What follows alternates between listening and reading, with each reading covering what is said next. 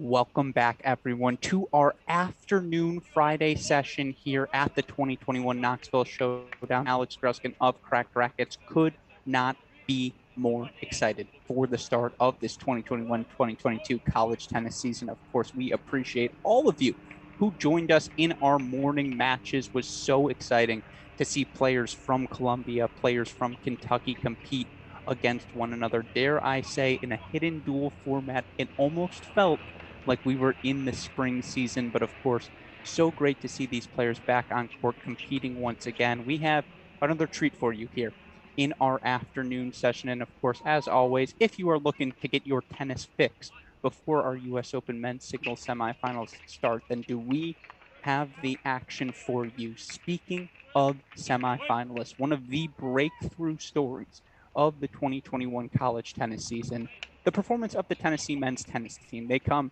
was a pretty good 2019 for them. 2019 season, excuse me. They make the round at 16. 2020 year stopped short because of the pandemic. They had a kickoff weekend to Columbia, so we didn't even get to see them through that brief stretch of 2020. But for this Tennessee team to then essentially run the gauntlet all season long, they lost 4 matches throughout the course of the year. They lost to North Carolina at the National Indoors. They lost to Florida during the regular season. They lost 1 funky match to Arkansas, and then they made all the way to the NCAA semifinals, winning the conference tournament, beating national champions, Florida. They then, again, in the individual offseason, have the number 1 doubles team in the nation in Adam Walton, Pat Harper, deliver an NCAA doubles championship. Things are pointing up right now for this Tennessee men's tennis program. And honestly, there's only 1 or 2 steps left up for them to go, and that is national championship heights. But of course, one of the most difficult things in all sports, especially college tennis, replicating your success from the prior season. That's what separates the good from the great. That's what separates the have from the have-nots. Tennessee trying to prove they are a have, not a have-not moving forward. And that gets us into today's action as they take on, I don't want to say an upstart program. I would say one of the bedrocks of college tennis. You can go back to the 80s and, throughout the 90s, early 2000s when they won a national championship. Pepperdine men's tennis has always meant something to the to the college tennis world. And I mean, the prospect of playing 4 years of tennis in Malibu, I think that can put a smile on many a recruit's face. Of course, Coach Adam Shackley has these guys ready to rock and roll. A couple of missing faces here right now, of course, as well for this Pepperdine team. But again, overall should be a super, super exciting match. And that gets us to where we are at. Let's introduce the players we have on court. As I mentioned, no Walton, no Harper for Tennessee today. Both of them dealing with different injuries. For Harper, there's a cleanup he got of his shoulder this off season. He's actually dealing with that injury on his way to that NCAA run to the doubles title.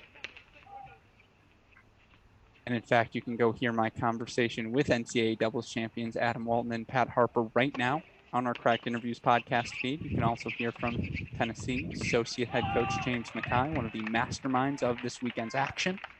Guy I got to give a huge thank you to for having us here.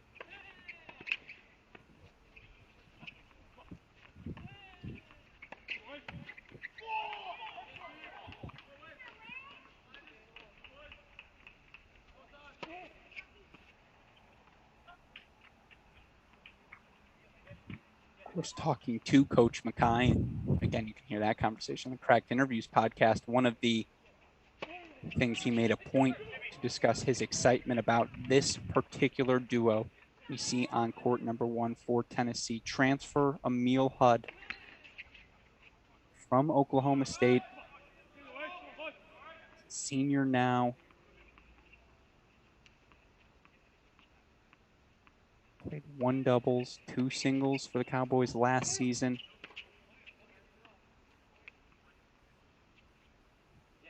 He's playing on the deuce side of the court in the all-white, partnered with someone I have been told from sources may be the most talented freshman in the country. And once again, the Volunteers got their hand on him. Now, the word on the street is Shinsuke Mitsui who's returning on the ad side of your port right now. The word on the street is that Shinsuke Matsui is about 2 years away from being the scariest player in college tennis. 5'10", 159 pounds is the freshman. But they say his combination of racket talent, his hands, the flair for the excitement, lots of positive thoughts about this young freshman already.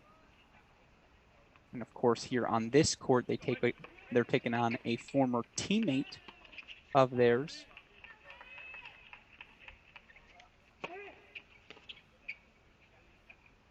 Andrew Rogers, graduate student in the bandana on your screen. Rogers, word on the street is that he was looking, it wasn't about the tennis. That was not the cause for the transfer. The graduate student looking to attend film school, obviously. Pepperdine, located in Malibu, exceptional film school. So off he went. And now you see him on court at the net. It's his partner, Tim Zeitvogel. He's a senior out of Germany.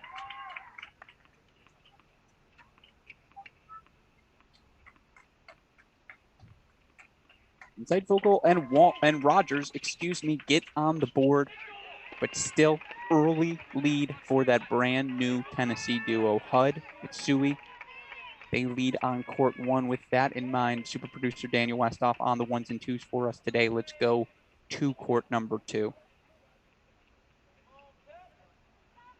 Couple of interesting, again, pairings here. You look here on court number 2.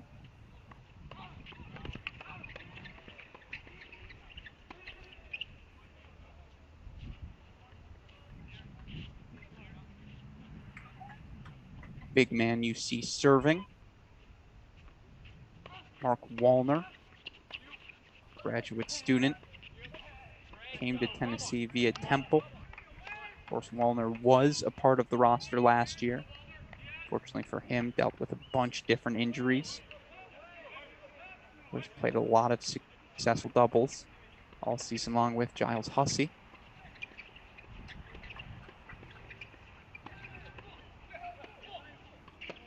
He was 12-1 in singles in the fall before, again, just dealing with a bunch of different setbacks and injuries. You look for Wallner overall on the season in singles.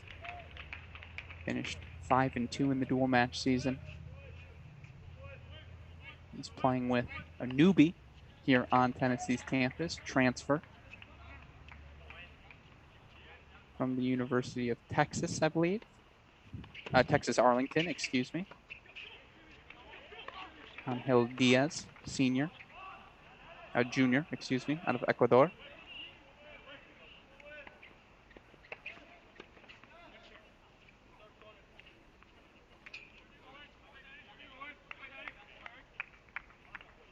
They take on the duo from Pepperdine, Daniel DeJong.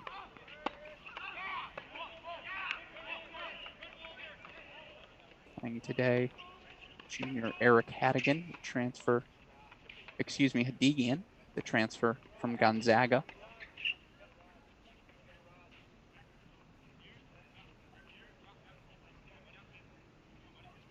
It's another hold for the Volunteers, though, here on court number 2. And again, you see Pat Harper has slid into the Vuk Budic role. Those of you who may remember Vuk, the senior last year for Illinois, did a bunch of third-man coaching today. Harper getting a little coaching in for the Volunteers.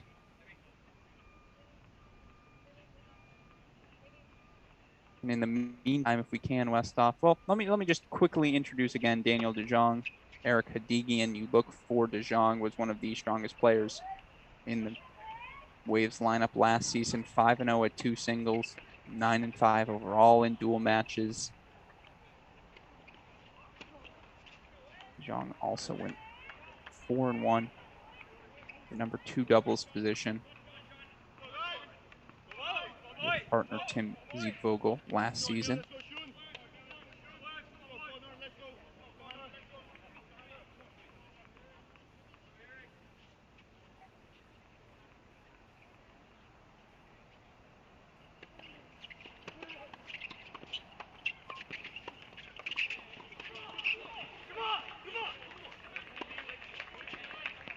I will say, for those of you curious, the Rogers family very much in attendance at today's match. Hear them making noise again, cheering on Andrew, who's playing in the court below our commentary booth.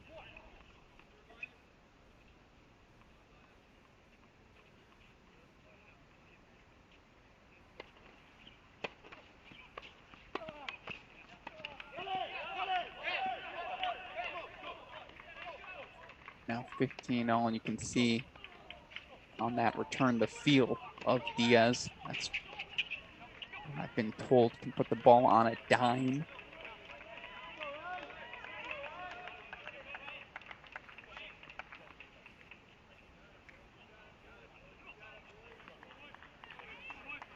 It's a nice point there, though, from Hadigian and De Jong. And forward Eric Hadigian transferring over from Gonzaga. Went 14-6 during the 2020 season in singles. The 9th ranked blue chip recruit nationally.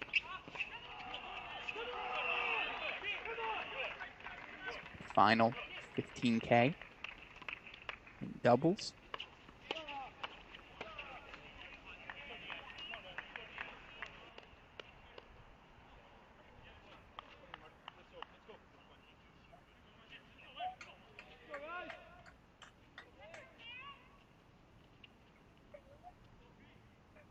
That's a confident hold for he and Daniel De Jong. That was De Jong serving there.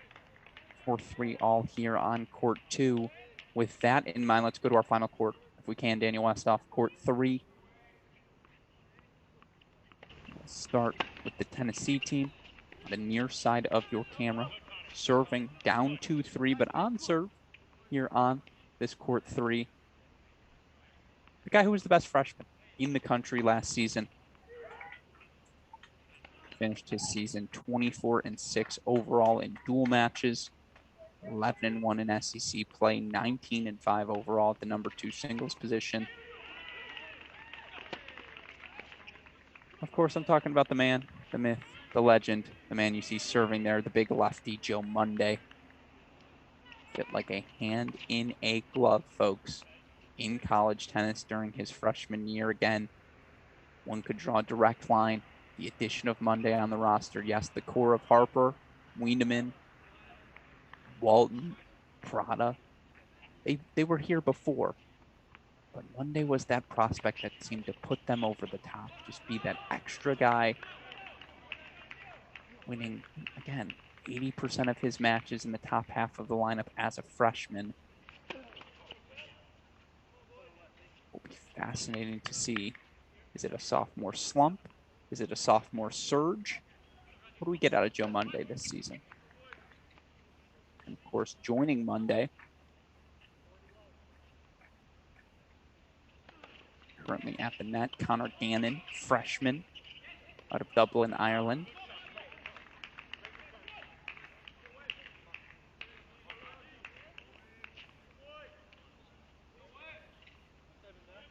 You see there, pushes the overhead a little bit wide. Does the freshman Gannon, but again, some context for all of you listeners. Connor Gannon from Dublin, Ireland, 6'2", 185. Did not have the opportunity to play much competitive tennis, though, over the past 18 months. Of course, COVID restrictions, and there was a lot of lockdown for him in Ireland as such. Again, to see the missed overhead there makes up for it with the easy put away. It always helps to play with Joe Monday, but again, to put, and I know part of this is a product of there is no Prada, who also hurt his foot a few weeks ago, so he's out this weekend. There is no, Walton or Harper competing in this lineup, and I will say the fire and ice combo of Monday and Prada, the fire of Martin Prada versus, let's just be frank, the best tennis player on the court usually in Joe Monday. That duo had tons of success, but I do like this idea because you're not going to split up the NCAA doubles champions, right? In Walton and Harper and in Prada. And in Monday, you have two dangerous doubles players. So I do like this idea. Mix Monday around, get him some reps, get Connor Gannon acclimated to this situation by having him play with Monday. Well done all around. Good coaching decision, of course. By the way, you bring in Emil Hudd, who last year with Monte Voetzl at Oklahoma State, they were a top 20 doubles team. You have, again, Mitsui as well, excuse me. A lot of doubles talent on this Tennessee roster, of course. Right now, though, facing the team for Pepperdine, Linus Halledin, the freshman, Stockholm, Sweden. Halledin partnered today with Pietro Filian out of Milan, Italy, sophomore. It is the sophomore right now. Filian serving on the near side of your far side of your screen. Again, 3-all, 40 love.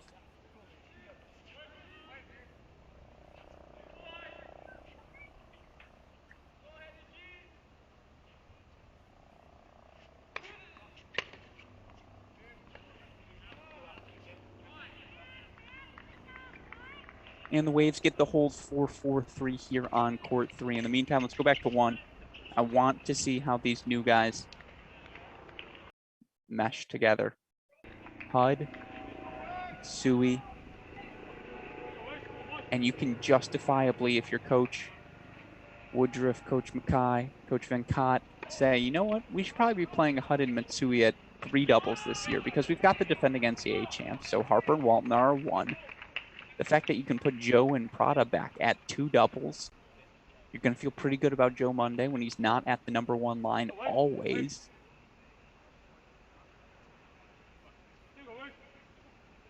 And I'll tell you right, for this duo of Hud, Matsui 5-1 right now.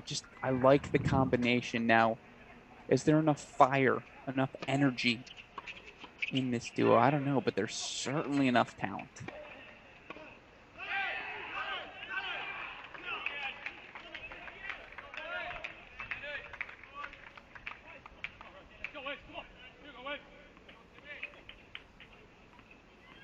Of course, it's worth noting Pepperdine Waves coming off of definite step forward last season. Now, of course, they were the 2006 NCAA champs. Travis Steinberg, Coach Per Nilsson, now the women's head coach at Pepperdine, leading that team then. But you look at this roster last season, first time since 2006 that they made it to the semifinals of doubles at the individual event. That time it was the duo of Adrian Otzbeck, Guy and Uden. Guy off playing futures events right now. Unclear if he's going to return to Pepperdine. Coach Shackley is hopeful. Guy's had some success on the Pro Tour. Nevertheless, again, for Coach Shackley to get that duo to the semifinals of the NCAA tournament, get them back where this program has been so frequently throughout its history. He's very proud of that. I know in general, assistant coach Taslo Schmid, of course, those in the know called TAS.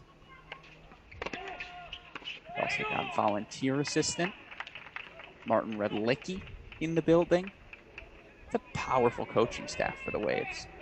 Powerful coaching staff.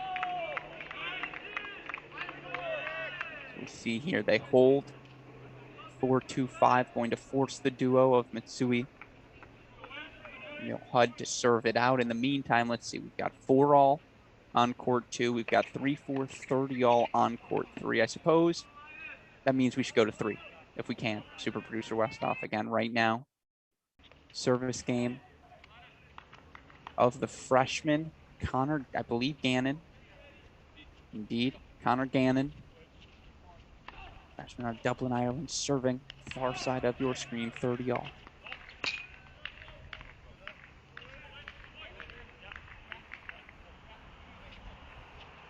Tell you what, I know watching at his home right now, associate head coach James Mackay loves the fact that Connor Gannon went in on that play, that he played to win, serve and volley, got to the net. Let Felon rock forehands at you all he wants. This Tennessee team plays high percentage, aggressive, stick to their guns doubles. And it pays dividends there, 40-30 game point now. And by the way, after this, we will switch back to court one where Emil Hudd serving for that set. It's a big hold, though, for the freshman out of Dublin. So 4 all on 3 if we can, Westhoff. Let's go back to 1.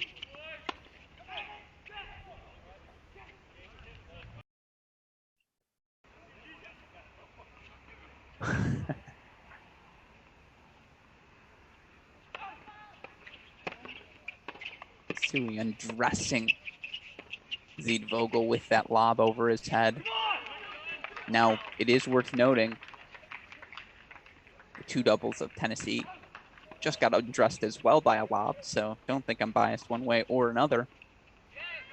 But that was pretty stuff from Shunsuke Mitsui, serving to clinch his first set as a Tennessee Volunteer.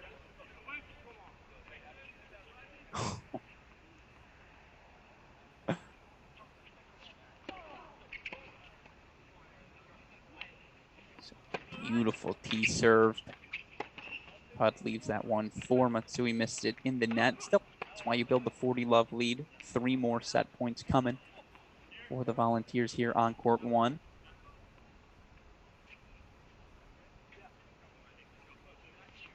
I gotta tell you what, if this is gonna be the 3 doubles team for the Tennessee Volunteers, rest of the nation's in some serious trouble. Shunsuke Mitsui, Emil Hudd, first time together as Volunteers. They end the match. 6-2 winners, of course, again, for Andrew Rogers making his return to Knoxville, to the Tennessee home courts, a place he knows all too well. He and Ziedvogel still just trying to find their footing, but again, that performance had more to do with the Volunteers than it did with the Waves. You can see Coach Schachterly giving them a pat on the shoulder to say, damn, guys, that was impressive. Have to agree with him. But so now if we can, let's go to court 2, Westhoff. I talked about the many new faces on this Tennessee roster. Those new faces will likely make or break, again, their performance this year, because we know how good Florida's going to be. We know a lot of the faces at Georgia. We know all the faces at South Carolina. Similar deal with Kentucky. The question is, again, can Tennessee replace the core of that lineup? Can you replace? You can never replace Luka Wiedemann, but can you narrow the gap of his loss just a little bit? Same deal, obviously, with Giles Hussey. And the question is, can players like an Angel Diaz from the University of Texas Arlington, like a Mark Wallner, now fully healthy, can these guys fill that gap? If they can, there is no reason this Tennessee team can't repeat its performance from last year. 15-40 has become deuce. And again, each of these sets individual. It's not a doubles point, it's doubles repetitions, but man, would this feel like a good hold for the Volunteers here? And it is, by the way, Mark Wallner of Tennessee serving on the far side of your screen.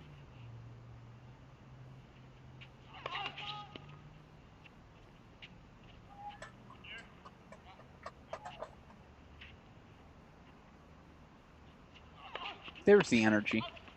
There's the excitement. College tennis fans, welcome back. So Tennessee holds 4-5-4 on court number 2. In the meantime, let's go back to 3, if we can, Westhoff. And again, it's been a lot of Tennessee-centric coverage. In fairness, they are the defending NCAA semifinalists. They are our hosts here this weekend.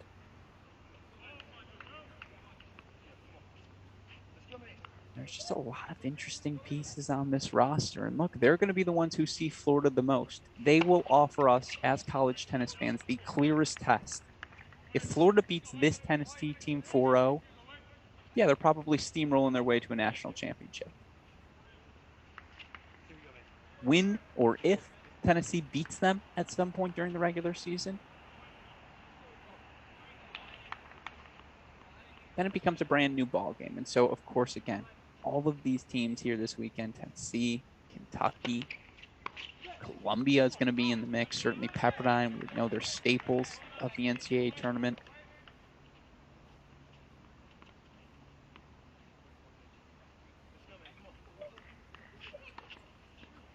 It's a really nice passing shot there.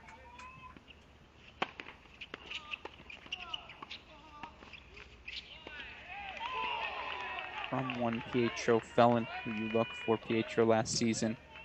He's 9-0 at the number 6 singles position for the Waves. The Waves overall 15-2 at that flight. He was the best player at the best flight for his team.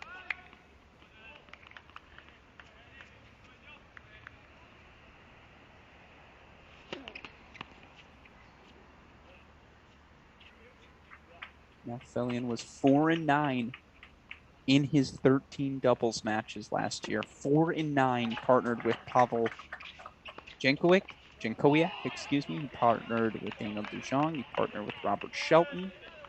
4-9, 300 win percentage in doubles. So, of course, for Coach Shackley, I believe you see Toss, the assistant coach, located on the sideline for that match.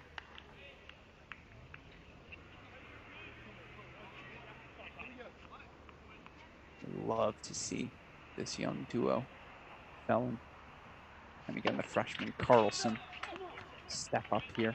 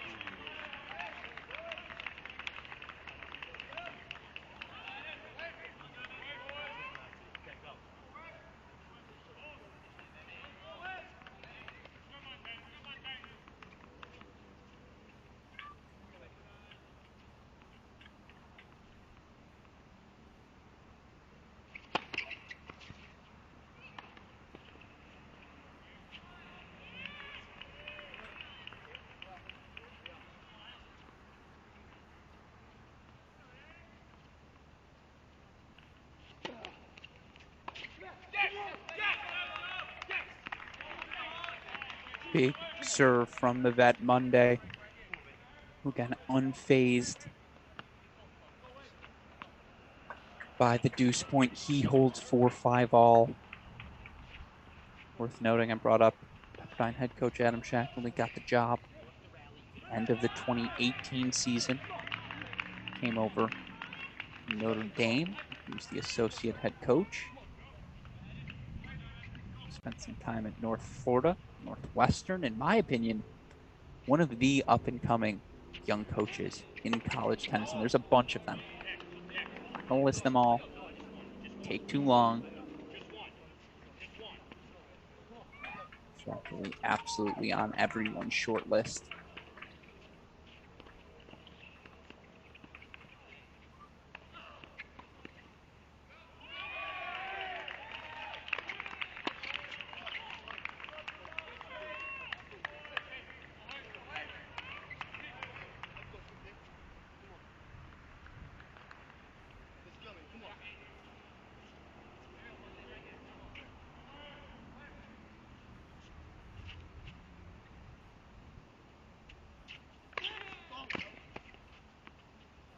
Whew. How about that?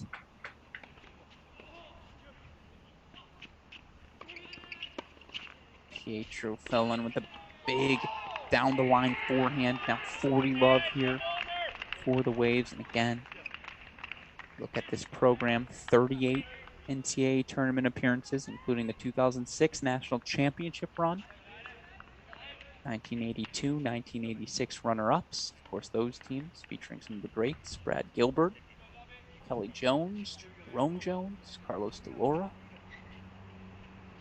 former coach of Alex Gruskin, Ed Nagel on those teams as well.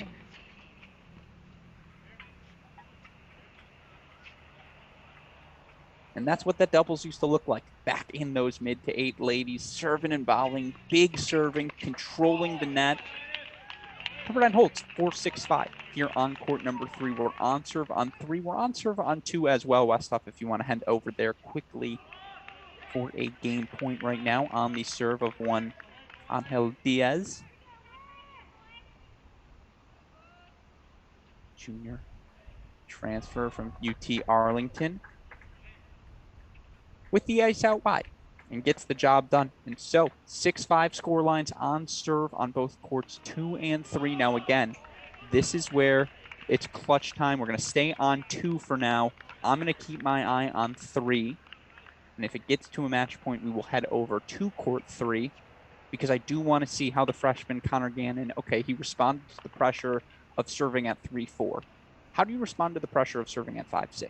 Set is on the line, and it's not a doubles point on the line. It's not like he's got his entire team hovering over him right now. There's still, you know, the informal nature, I suppose, of this weekend's action. At the same time, you don't want your first exposure to college tennis to be a clutch moment loss. You want to get off on the right start, and so always helps to have the big Joe Monday at the net. But I'll keep my eye on 3 here on 2.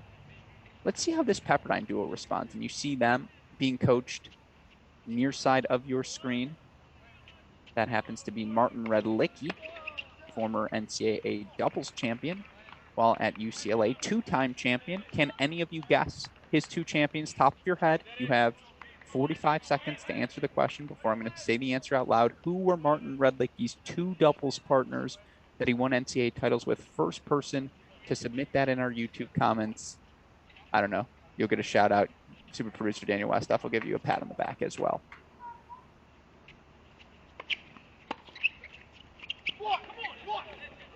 Of those YouTube comments, Scotty B saying he believes Tennessee is talented enough to beat Florida in this spring, especially bringing 2 quality transfers and a solid freshman. To that, I say, Scotty, imagine bringing back your entire national championship winning lineup. Then you bring in half a number 1 doubles from a top 10 team in the country. And a guy who's lost like 6 matches in the bottom half of the lineup over the past 2 years in Matthias Seymour. And that's your Florida Gators. They have a guy who won a 25K this summer who's probably going to play 4 or 5 singles again in Ben Shelton. It's not a disrespect, a slighting of this Tennessee team. Let's just be clear. Florida's got, I want to say 98 Stanford levels of talent because we have the Bryans, Paul Goldstein, guys who go on to those sorts of pro careers. That's another level, but that the defending NCAA champion and the guy who finaled at Kalamazoo and won a 25K futures event might not play 1 and 2 singles. Come on, what are we doing here, Scotty? That said, this Tennessee team is super talented. I agree with you. I'm just saying, let's not say they're talented, and you know, they are talented enough. I guess if that's your point, Scotty, I know I'm arguing with myself here. I agree with you. They are talented enough, but let's just remember the juggernaut that is the Florida Gators. Was that from? Oh, that doesn't count. That's no fair. For the record,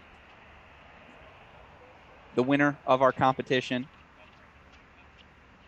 got the names correct. It was a win with Mackie McDonald in doubles, a win with Evan Zhu the next year as well. But I will say this, Mike Redlicki, I would hope you know who your brother won doubles titles with. So you love to see that.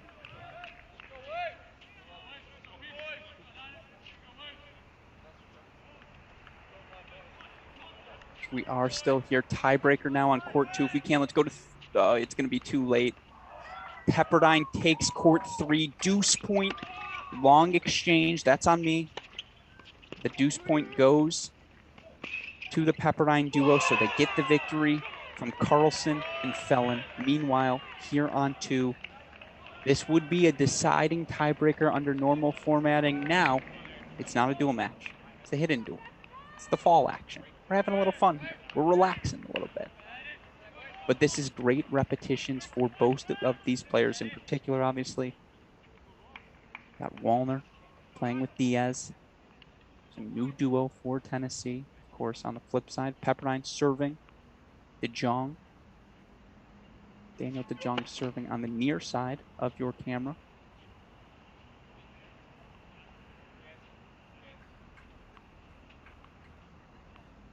DeJong partnered.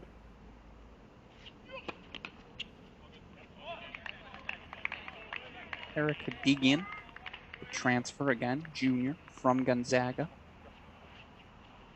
He's a top 10 recruit in his recruiting class.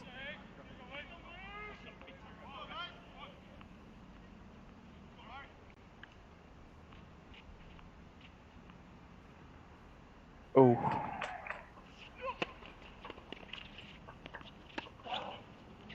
Try to hold in those. I apologize, but anytime there's a peg, you know I'm going to let out a bit of a grunt. Overhead to the ankle of DeJong. Double mini break lead for Tennessee here. And again, it has gotten noticeably cooler in the past 10, 15 minutes. Say 5, 10 degree temperature drop.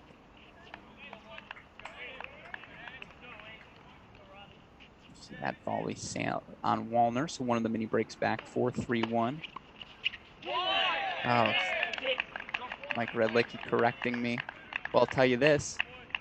2017, it was Spencer Papa and Andrew Harris who won it. So you are correct, Mike Redlicki. It was not back-to-back. It was Papa and Harris in that middle year. Mike, I apologize. I apologize to the entire Redlicki family. Yeah, that's on me. I should know that.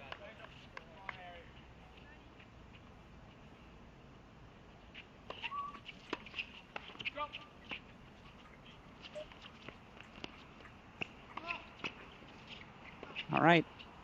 You know what they say. In doubles, the serve doesn't matter. Mini breaks back to the Pepperdine Waves duo. DeJong, excuse me. Hadigian.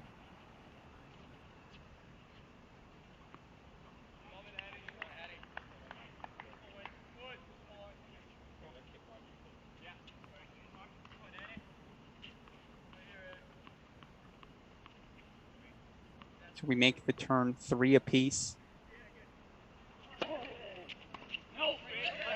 It is nice to see these teams, again, treating this as if it is a dual match. Do we still have access to court 1, Westhoff? If we do, can we get the court 1? You guys know I like the court side cam. I'll always just show you how these teams congregate. This is what makes college tennis so special. This idea, you know, again, you got your teammates on the sideline. You just have people invested in your result, rooting for you. So that so rarely happens. But again, you see the two teams congregated. They're treating this match with seriousness, as they should. Let's go back to 2 so we don't miss any of the action, Westhoff. Right now, 3-all.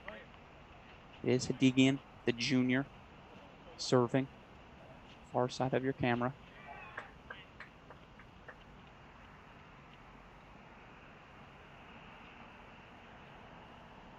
That's a spicy body return, though, from one Mark Wallner.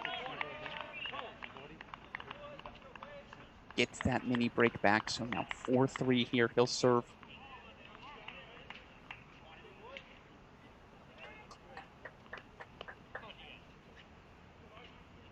That'll work. Big into the body. You see Coach Redlicki.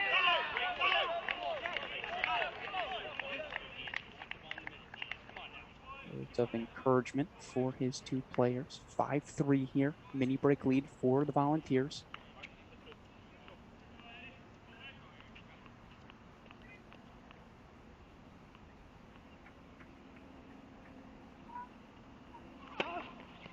Good thought. Poor execution. Tried to jam. Body. Van Diaz just misses that one in the net tape. So now triple set point here for the duo Wallner, Diaz, Tennessee.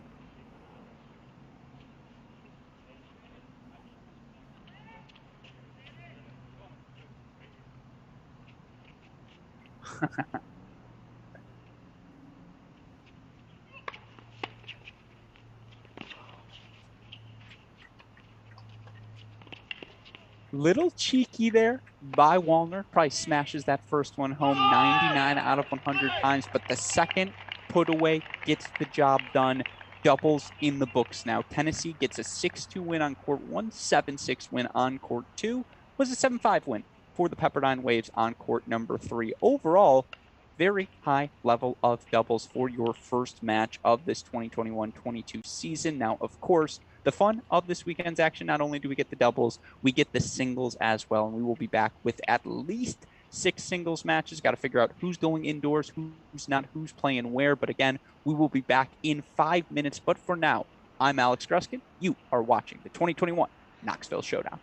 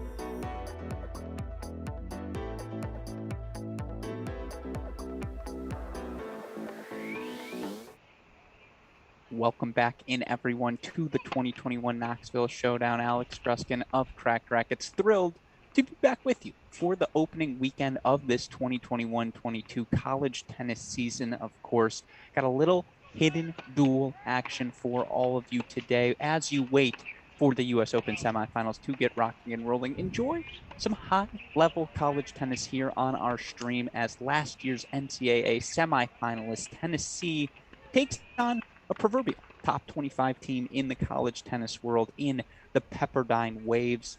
We'll start today's singles coverage on court number one. We've got 6 individual singles matches for you. Again, if that sounds like a familiar format, it's because it is. Everything exactly the same as the dual match, except for the final result, which is why it's called a hidden duel. Each of these matches, individual results, they'll be tallied as such, incorporated into the eventual ITA rankings, but no team implications. We're just trying to see how good everyone looks, get our sea legs under us as we approach this 2022 dual match season. And for now, on court number one is a player who helped define the 2021 season and certainly can help do the same here in 2022. Serving on the near side of your screen is, in my opinion, the best freshman in the nation from last season, rising sophomore out of Great Britain, Johannes Monday. Big lefty last season, just exceptional. 24-6 on the year, 19-5 at the number 2 singles position.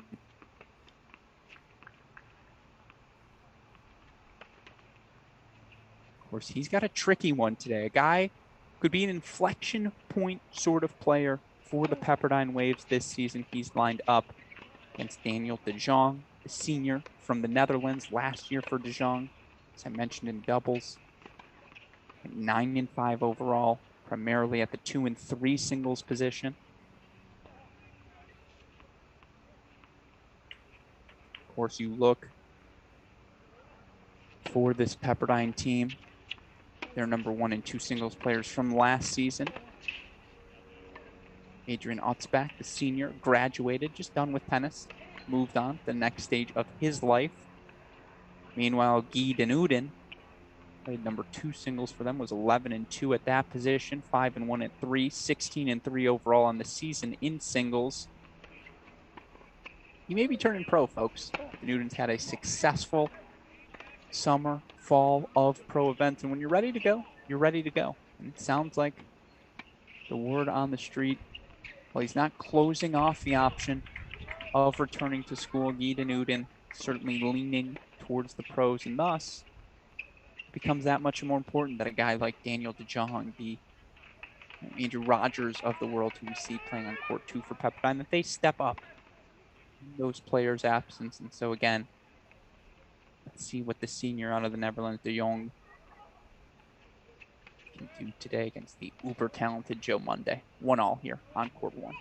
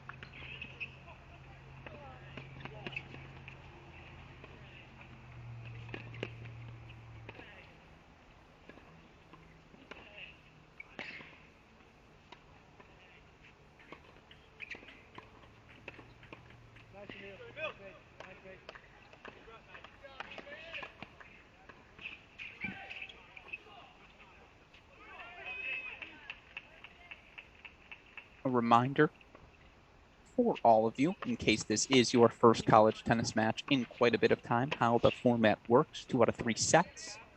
No ad scoring. The deuce point is a deciding point, and the side that point is played on is decided by the returner. Of course, coaches do have the option.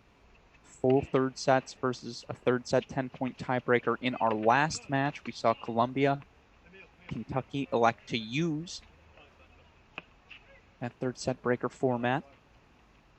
Excuse me, I like to use the full third, get the reps for their players.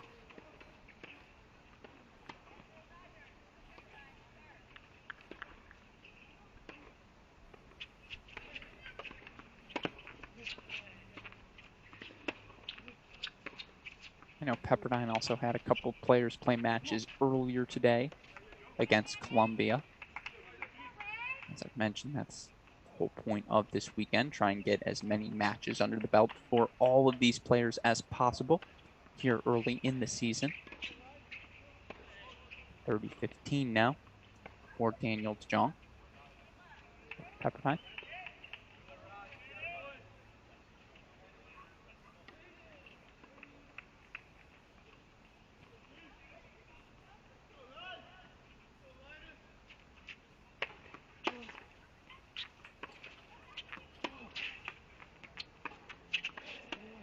Interesting to see Martin Redlicki working this court number one. It's not the most natural comparison, I suppose. I think Martin a little bit more power-centric, perhaps, at this stage of his career than Joe was. But you know who knows a thing or two about playing big lefties? Martin freaking Redlick.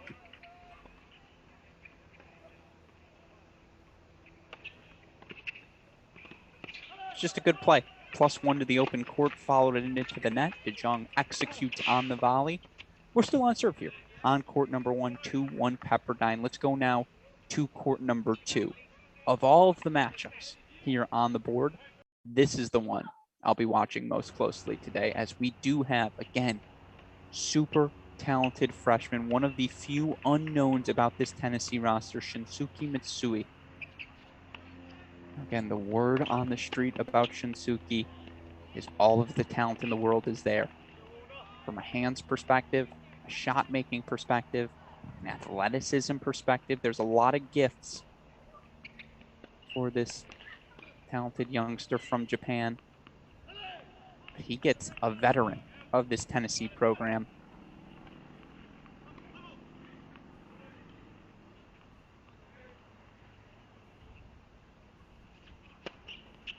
I guess I'll put it like this. As we see, ooh, Mitsui's dropper floats just a little bit wide. He trails right now, love 2, love 15. But I'll put it like this. It's not often you play a match on your home courts and your opponent has more experience than you do on that court.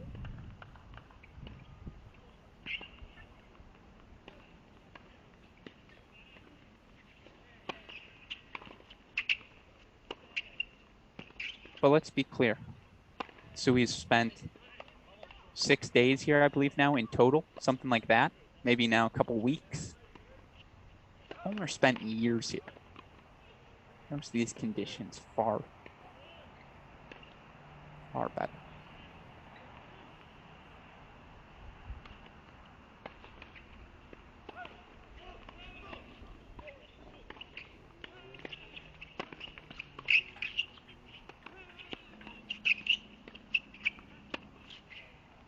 Of course, on the flip side, for Andrew Rogers, as I mentioned,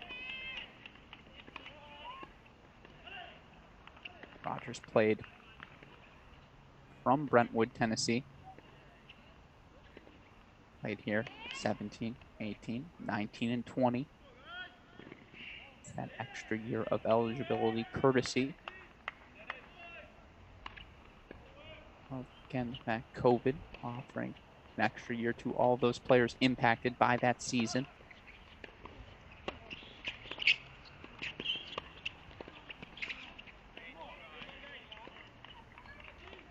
If you look for Andrew Rogers, partnered with Adam Walton to reach the NCAA tournament 2019. 16-7 singles record in 2020. On pace for a career season before the coronavirus again. Put 2020 to a halt. 13-4 last year in singles, 11-2 in doubles.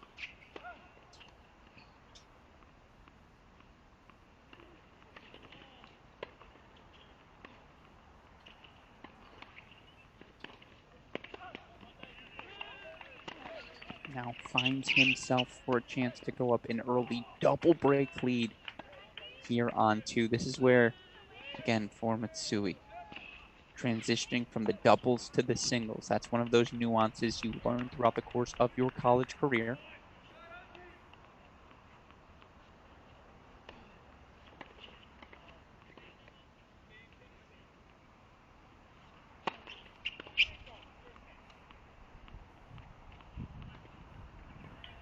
That is certainly a tough start for Mitsui. And again, you can sort of hear the Rogers fan base in the background. They travel from his home in Brentwood to see former Volunteer play. And just like that, he has taken a 3-love lead. Now, let's continue to introduce the rest of our players. Let's go back to court number 3 now, if we can, super producer Daniel Westhoff.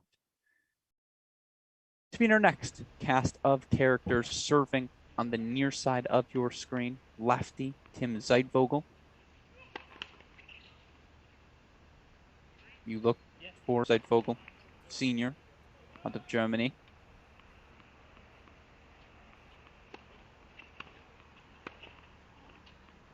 Was all West Coast Conference honorable mention in singles and doubles last season.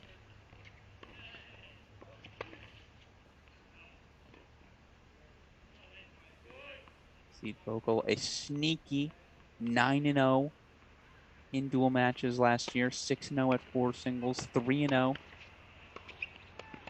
the number 3 singles position.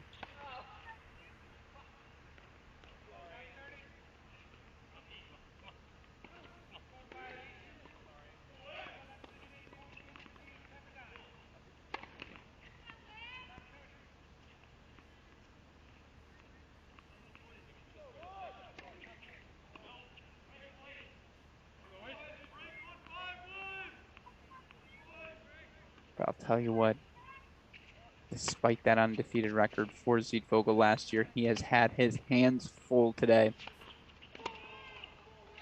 with senior Emil Hudd. Look for Hudd, former standout at Oklahoma State.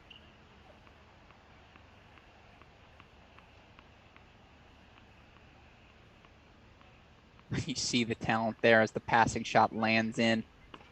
Hudd, a mainstay for the Cowboys during his time there, reached as high as number 87 in singles, number 19 in doubles. He's a 2020 ITA Scholar athlete as well.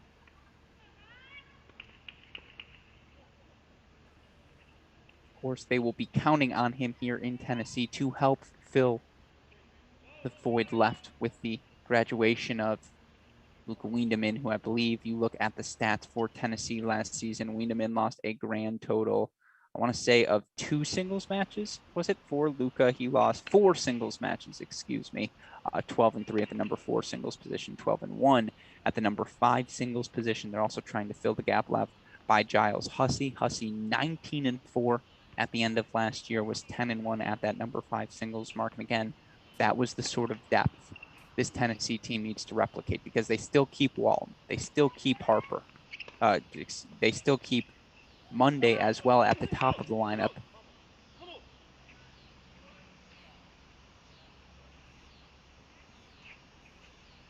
And so again, it's finding that 4, that 5, that 6.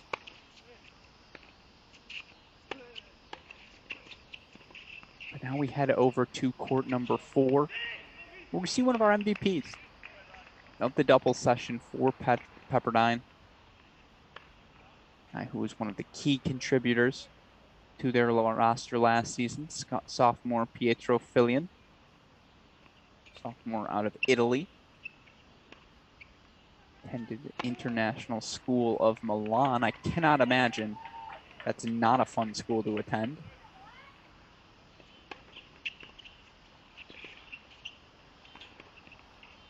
He has an early 2-1 break lead over Mark Wallner, and I'm looking up and down the board right now. I see break leads for the Waves in a couple of locations. So again, I know it's not a dual match, but it's nice to see them respond. Stay aggressive here.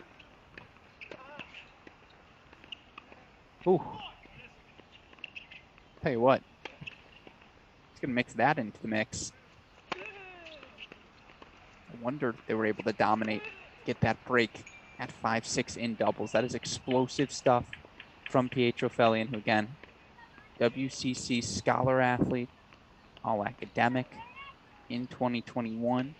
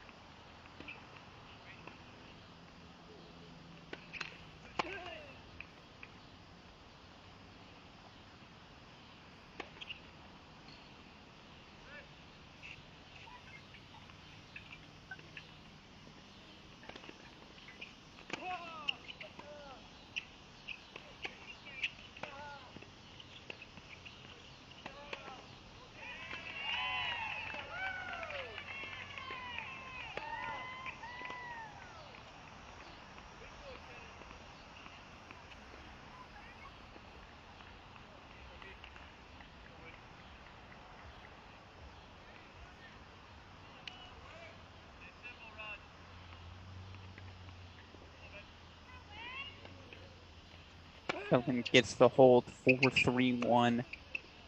Does feel worth noting for this Pepperdine team. Again, they're without their number one singles player from last season, Gideon Uden.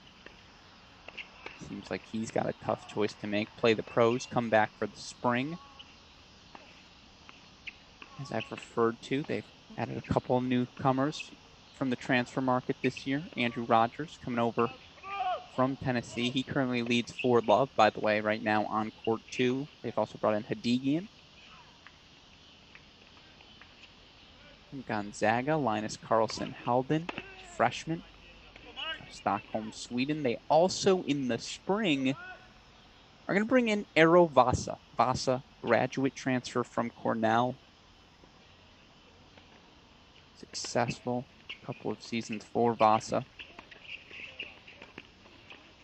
Sophomore or junior. There's also an All-American at UCF his freshman season before transferring. So still another piece missing for this Pepperdine team. Team that's playing Tennessee very well here through the open 30 minutes of singles. 15 all here in the Walner service game.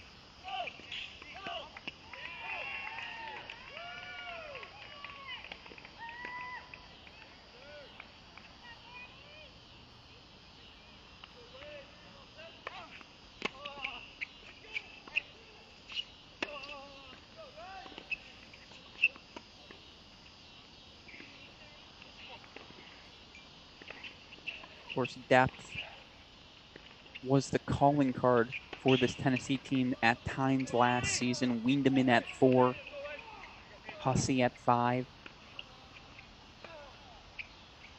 But of course, it was in the NCAA semifinals. They dropped those matches for Baylor. Nick Stakoyak knocked off Wiedemann. Spencer Furman got a win at 6. Hussey win at 4, but I know Sven Law, that felt like a critical win for him at 3, especially after Tennessee took the doubles. So, look, they know what they have in Walton and Harper up top. In top of doubles, and then Walton and Monday at the top in singles.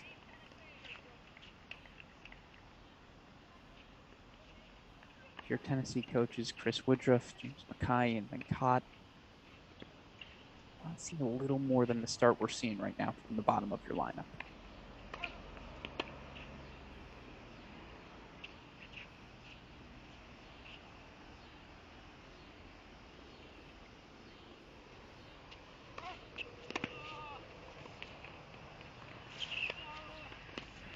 all filling here on court 4. It's a 4-1 lead now over Walner. Let's go if we can, Westoff, introduce our final players here. Court 5.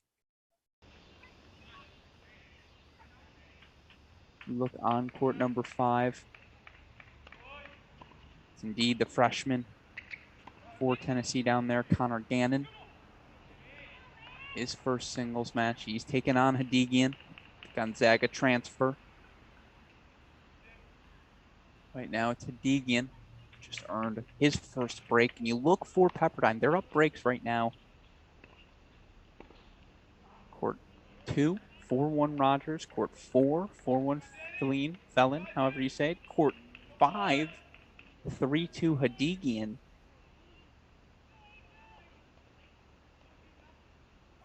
Again, it's not a dual match, but it is worth noting the Waves making some moves. I almost said the Waves causing a wave. Don't worry, I didn't. I thought about it.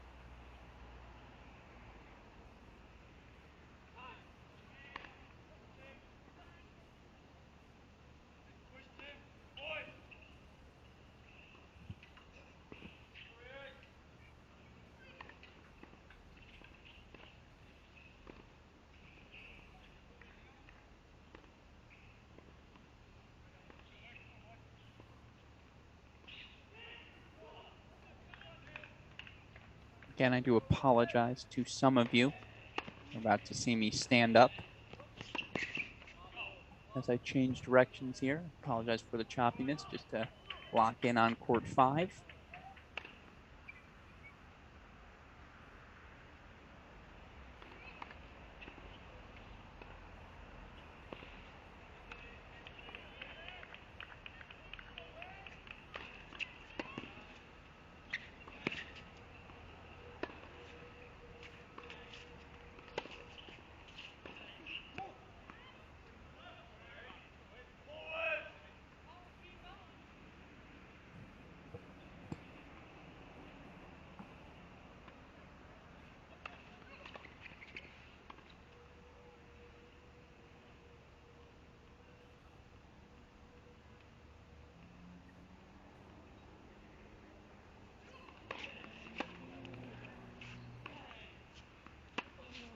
Error there from Gannon.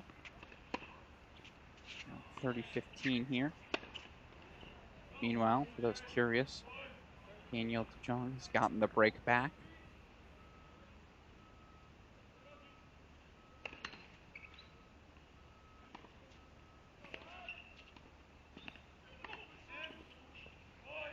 It's currently 3-all deuce. It's Johannes Monday on 1. Keep my eye on that as we stick here on 5. Actually, let's go back to 1 if we can, Westoff. Get there quickly. See if we can catch this deuce point.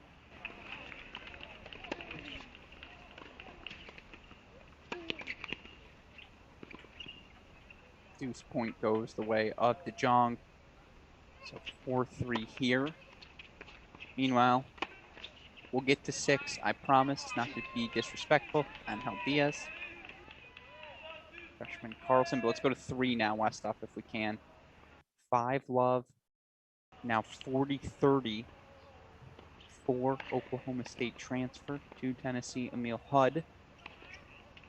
Fitting like a hand in a glove here in his first match on campus.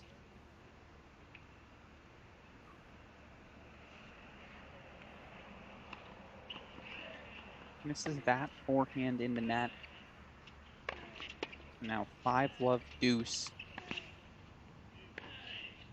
for Hudd here. Be the first set off the board. Everywhere else, tight scoreboards. 1 break deficits here and there. It's double break leads for Pepperdine at 2 and 4.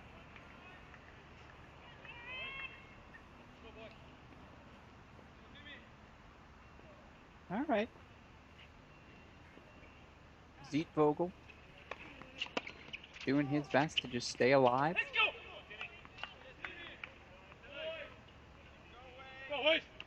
So he breaks back for 1-5. Stick here for a little bit.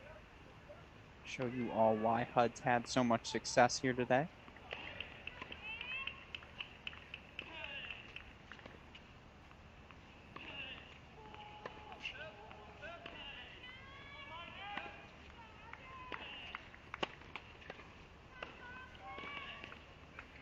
Sorry, for those of you who see me gesturing, there was an overrule on court 1. Not the best overrule, and we'll leave it at that.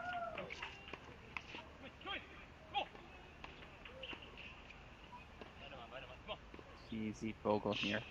Again, this is the key. Just find your rhythm heading into set 2. More likely than not, this one is probably over. But get a game. You've broken serve. Hopefully you get a hold here. You've now held serve. Rebound heading into set 2.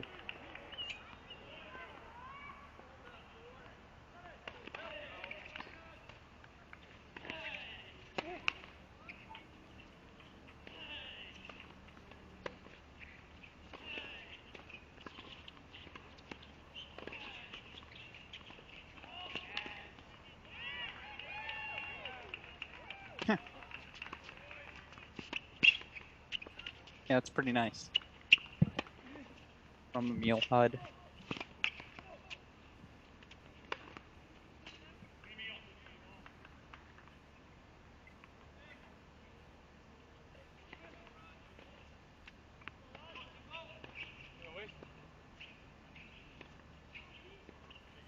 All here for Vogel.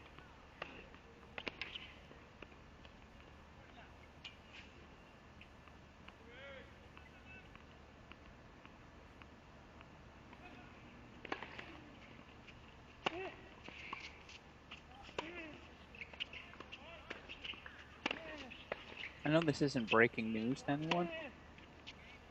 Emil HUD's pretty damn good. To get to throw him into your lineup at 3 singles, depending on it, maybe he plays 2. Maybe he gives Harper and Monday a push and says, hey, there's a new kid in town. And the aggression he plays with just works.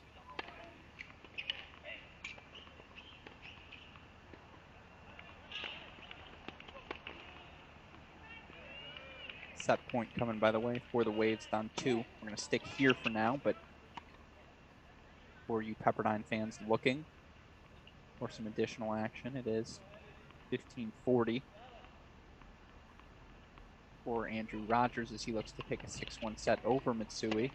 And in fact, he does just that as Mitsui double faults the set away. So it's a strong start to the homecoming for Andrew Rogers. Meanwhile, here, Emil HUD looking to a strong start to his Tennessee career. 15-40 now. Serve and volley goes wide. Vogel doesn't love the call. I agree with him. I think that serve was out. Nevertheless, he looked done with that set. Now we're all done with that set. 6-1. Set goes to Emil HUD. Who's next? We haven't checked in on court 6. They're in a changeover right now, so we'll get there momentarily. Let's go to 1. I have a policy. If Joe Monday's on court, you try to watch him play. You have enough discussions with coaches in the college ranks, players who have just left the college ranks. I did an impromptu poll this offseason, in case you were curious, because don't worry, we get busy here at Cracked Racquets. I don't have the exact percentage for you, but I would say, yeah, about 60% of the people I spoke with last season, 60 is a little high, we'll say 40%, the other side of that. 40% when asked the question, which current player in college has the highest pro upside? I'd say 40% of them said Joe, no question. 6'5", lefty, can move. You just don't grow those on trees every day, so.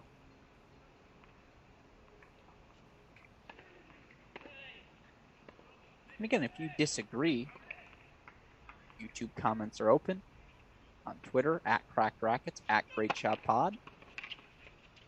Which college player entering the 2021-22 season has the highest upside as a future professional.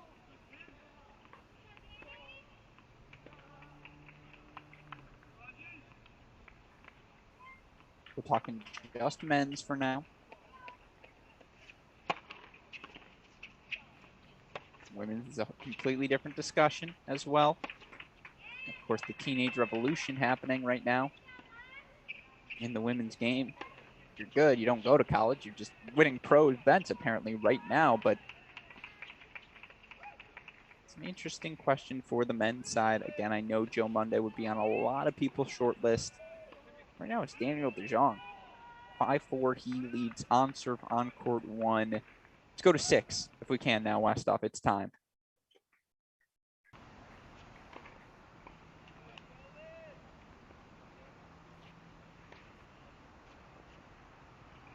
You look right now.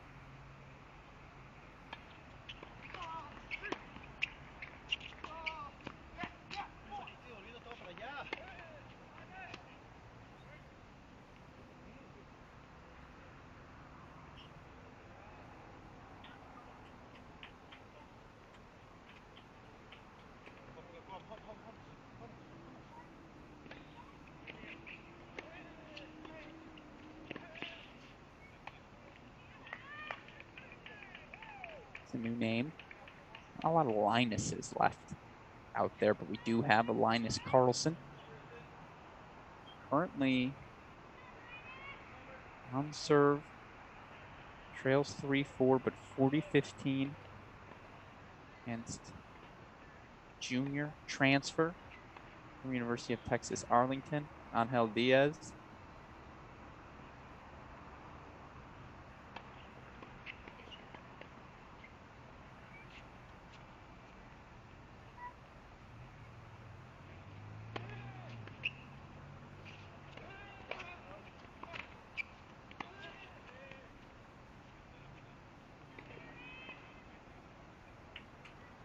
Nice serve, though, from Carlson. Secure the hold 4-all. Meanwhile, again, 2 first sets off the board right now. 1 for Tennessee. They take a 6-1 set from Hud at on-court 3. Andrew Rogers, not of Tennessee anymore, of Pepperdine. I can see how you get confused. Recent volunteer transfer to the Waves. Takes a 6-1 set over the uber-talented freshman Matsui. Pretty even everywhere else, including here where we're on serve 4-all, 15-love for the transfer on the near side of your screen to Tennessee, Angel Diaz.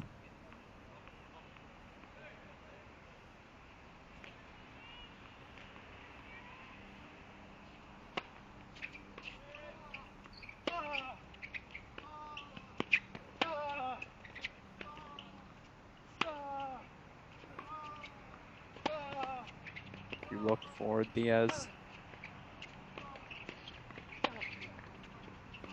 You know, it always hurts my feelings when these colleges include this fact now on their list. Angel Diaz born October 13th, which is very cool. 7 days after yours truly. But also born 2001. That hurts. My little brother was born April 2002.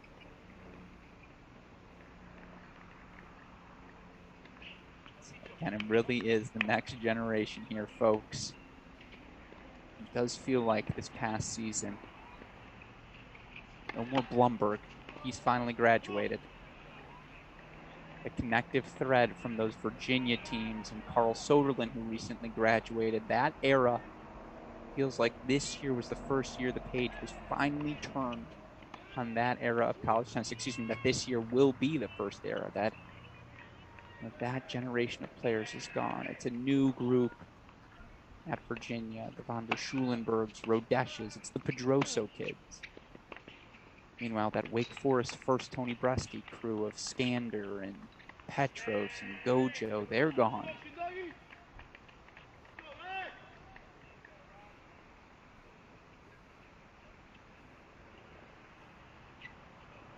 Well, Diaz gets the hold 4-5-4. Felian did close out the first set 6-2 on Walner, so that's 2 first sets going the direction of the Pepperdine Waves. In the meantime, let's go back to 5 if we can, super producer Daniel Westoff. On court 5 right now, Hadigian of Pepperdine serving up 4-3, but down 2 break points, 30-40. The freshman Gannon.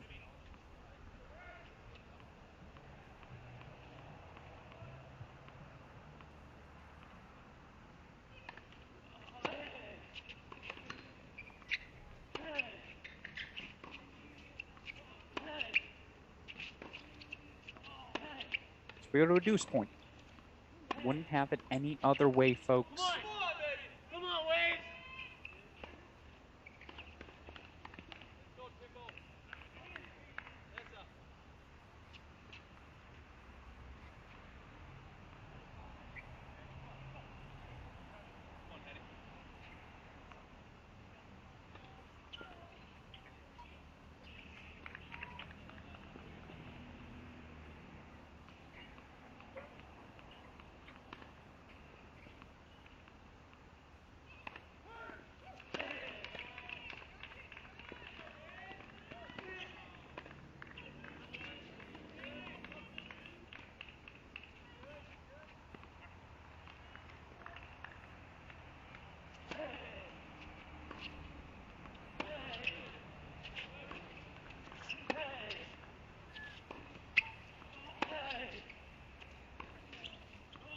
Again, when you're looking at the check marks, you would like these young players to check off. It's especially here in the fall when there is just less pressure on the results. The things you want to see, how do you respond to adversity? How do you respond to scoreboard pressure? Well, in this instance, Connor Gannon, down a break 4-3, deuce point, puts the return in play, moves Hadigian around the court,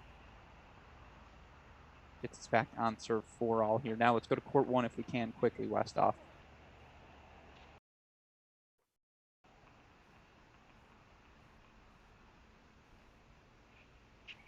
And with that errant backhand wide,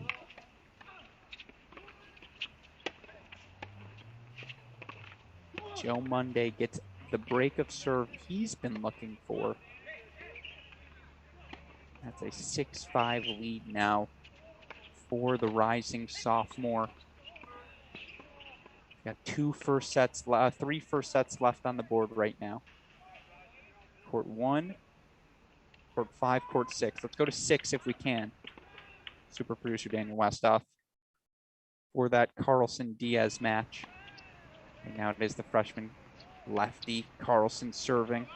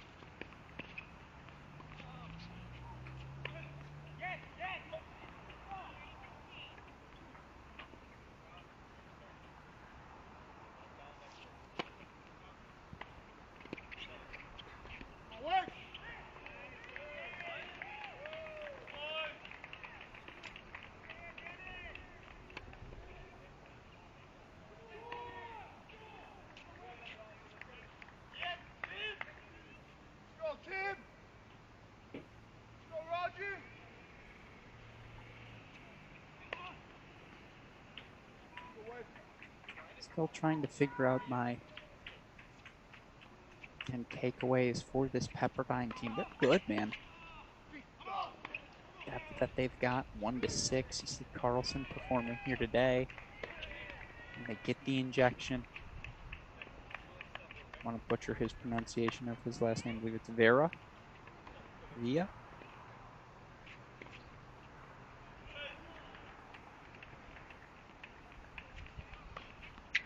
Vasa. Excuse me. They get Irovasa over from Cornell in the fall. Should they get Keaton Uden back? And this is the Pepperdine team, albeit it was down, I believe, no Kukerman, and I want to say perhaps no Dostanic as well, but it's a Pepperdine team that was often injured last year, and they also still managed to knock off the USC Trojans. And, again, just take an unequivocal step forward under Coach Shackley last season. See Coach Shackley coaching his freshman, Carlson. Other side of your screen again on court 6 right now. Diaz, the 30-15. 5-all in there first set. Joe Monday did get the job done in set number 1, 7-5. He ended up serving it out.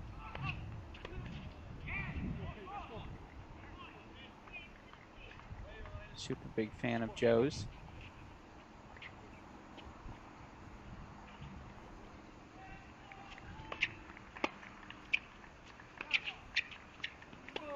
Very funny. Earlier today, we were both walking around the facility, of course, as people are susceptible to do, and here it's a little, it's tough to do. I was going to do a Joe Monday impression. I hear the accent Gruskin, and I'm like, oh, someone knows me. And I turn around, I'm like, wait a second, you're Joe Monday. He goes, yeah, dude, it's nice to meet you. I said, thanks, Joe. Good to meet you as well. And I don't think it is good to meet me, but I appreciate you saying that. And so, again, super kind. It's nice to get to, I suppose, put a name to the face, put a personality to the name, face to the name, face to the name. There it is.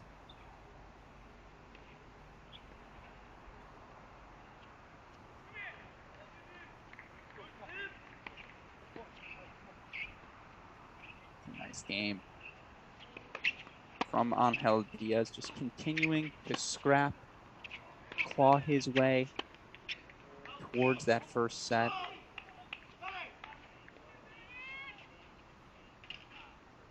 It's 6-5 now here on 6. Meanwhile, let's go to 5 now. First time in this entire match, we see the freshman Connor Gannon. A little bit of scoreboard pressure for him now. He's putting on his opponent, transfer Kadigian.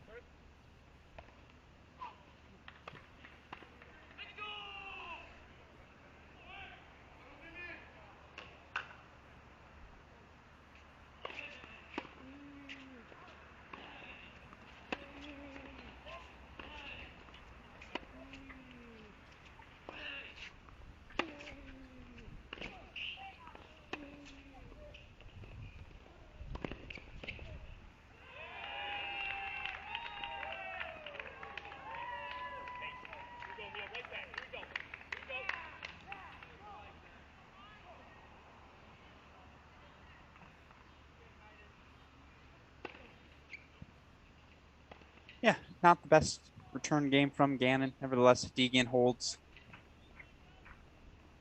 5-all. Meanwhile, let's go back to court 6. If we can, super producer Daniel Westoff. Now, Angel Diaz. A little bit of pressure in the service game. Pepperdine freshman Carlson. 15-30. Now 30-all. A well-played point by the lefty.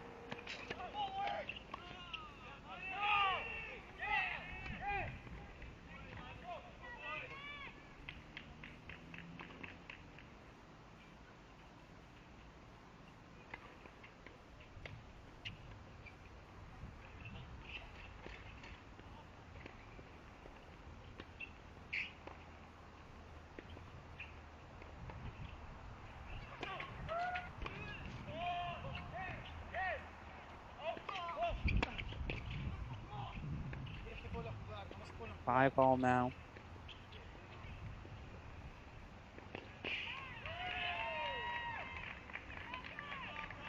30. Excuse me. 40-30. He holds for 6-all.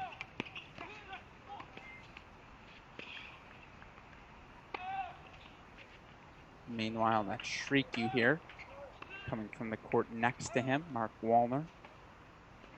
Dropping the first set 6-2, has taken a 3-love early break lead on court number 4.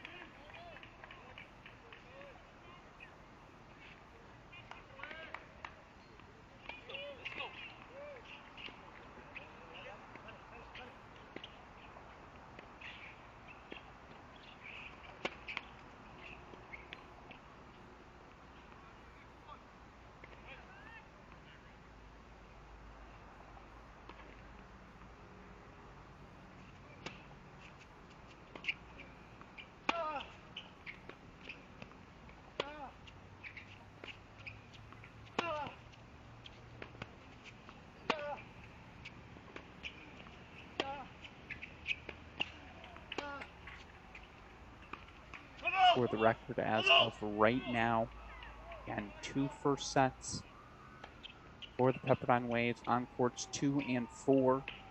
2 first sets for the Volunteers, courts 1 and 3. Breaker right now to decide things on 6. 5-all, 15-30 on court 5. Pretty even. First hour 15 of singles play here. Alex Gruskin of Cracked Racquets. Super excited to be on site for this 2021 Knoxville Showdown.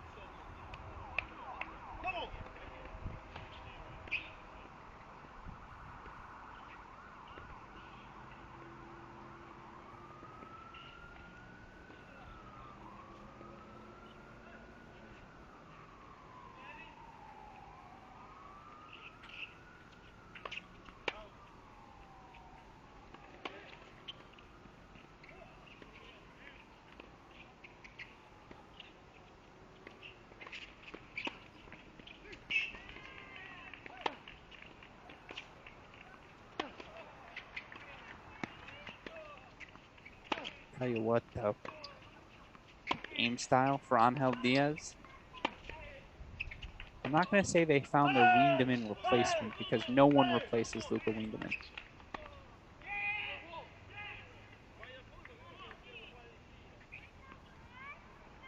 Too bad here for Diaz, just the way he's grinding so aggressively from the baseline.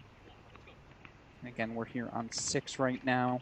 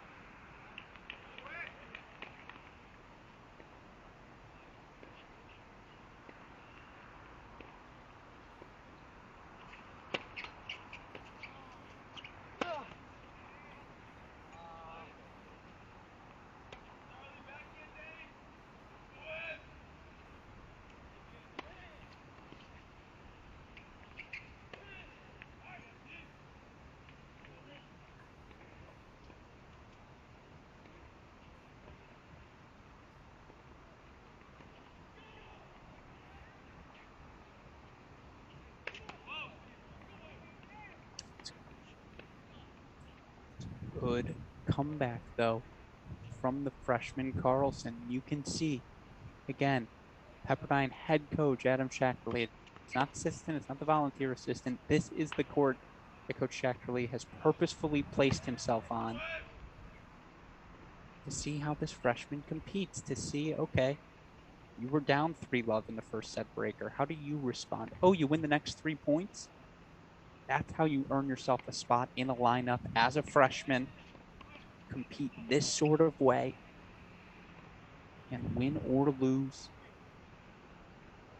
The fact that you're not getting blown out of any match, you're not quitting at any point on any given point.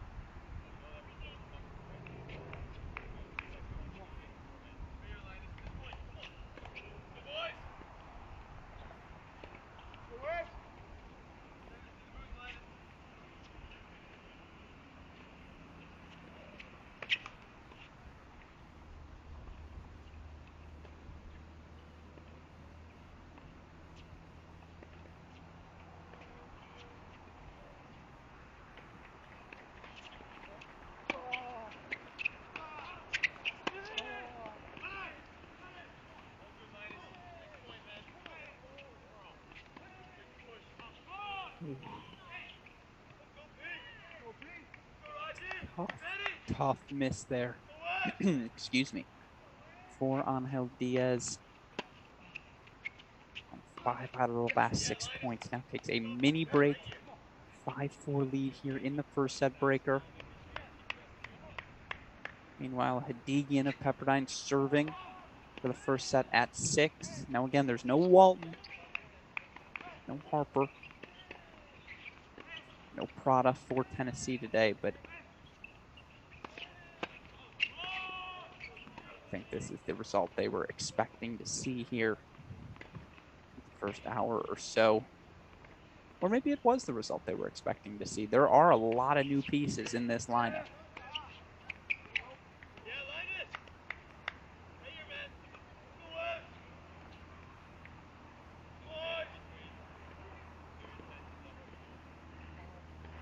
Set points coming now for Carlson.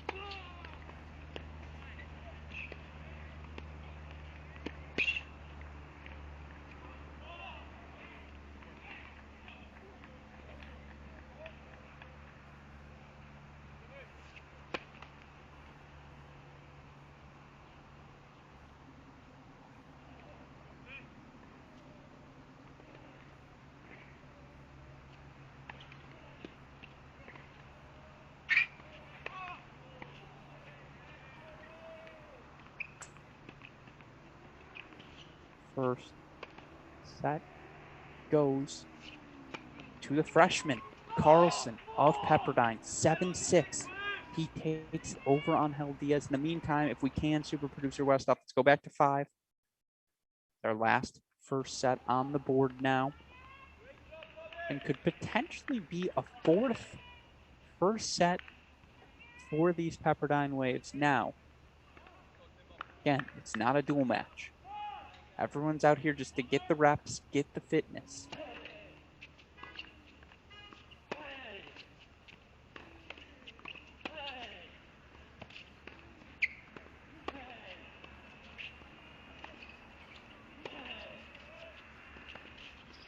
But certainly if I'm a head coach, assistant coach, volunteer coach, member of a team, prefer when my team has multiple members winning as opposed to the alternative. And as of right now, Eric Hadigian, the chance to give Pepperdine a 4th first set in singles against 2021 NCAA semifinalist Tennessee.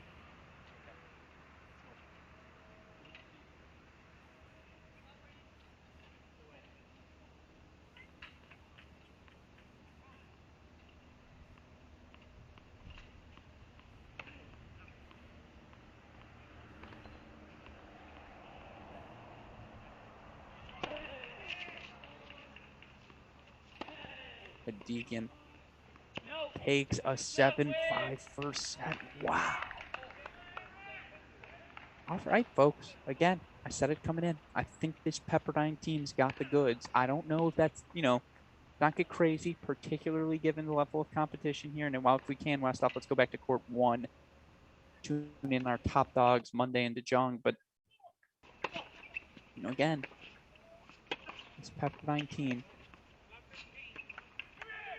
Coach Shackerly has them moving in the right direction. First doubles semifinalist last year since the 2006 season. Of course, that 2006 season also notable because that was the year these Pepperdine Waves won the NCAA championship. Head coach Adam Steinberg, now at Michigan. Per Nielsen, back at Pepperdine, now as the women's head coach. And of course, he guided them to the finals last year. They've got an incredible team coming back as well. It's about to get rocking and rolling in Malibu.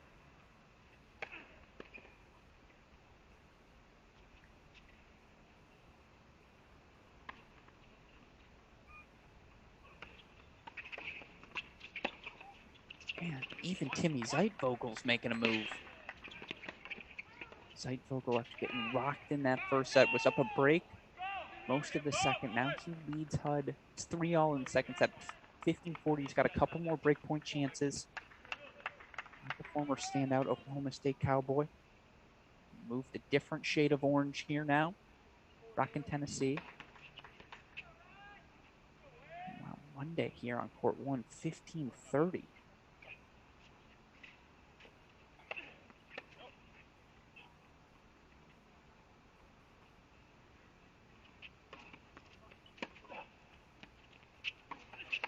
Joe Monday hit that ball with so much topspin and so heavy that it hit the net tape and then proceeded to skid out past the baseline to go long.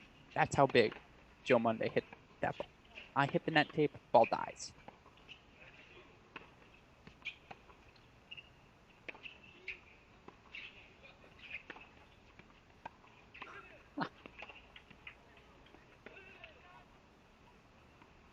Are you kidding me? That down the line forehand return. That's what it takes to compete with the best of the best. Sometimes you're lucky, sometimes you're good. I'll leave up to you what Daniel DeJong is in that moment. Nevertheless, now 3-1 lead for him in set number 2. Meanwhile, Emil Hud did get that back to deuce. It's now 3-all deuce for him on 3. Man, if they can get DeJong and Zeitweigel breaks back to back over Hud and Monday respectfully.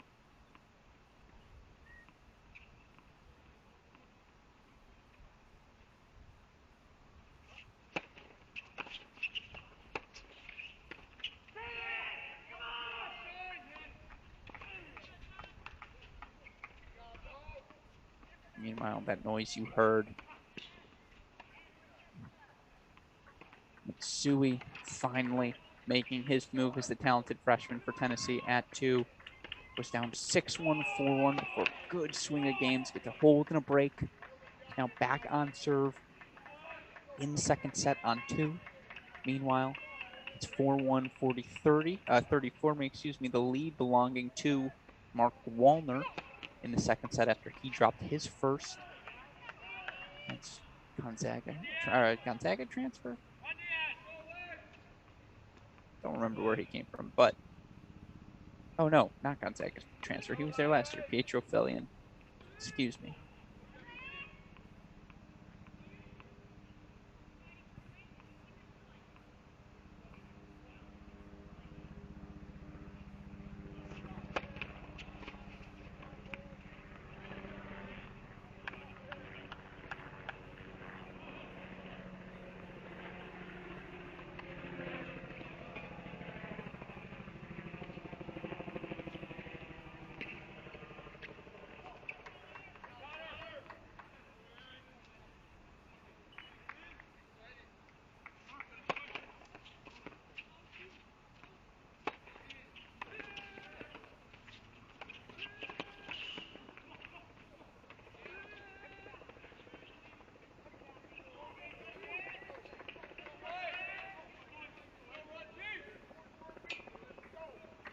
So DeJong consolidates, gets the 4-1 hold here on court number 1. In the meantime, let's go to 2. If we can, super producer Daniel Westoff. I just feel like we haven't quite spent enough time on the Tennessee freshman. You look at what, again, Shinsuke Mitsui, the way people discuss his talent around this Tennessee program, what he's capable of in the right sort of practice day.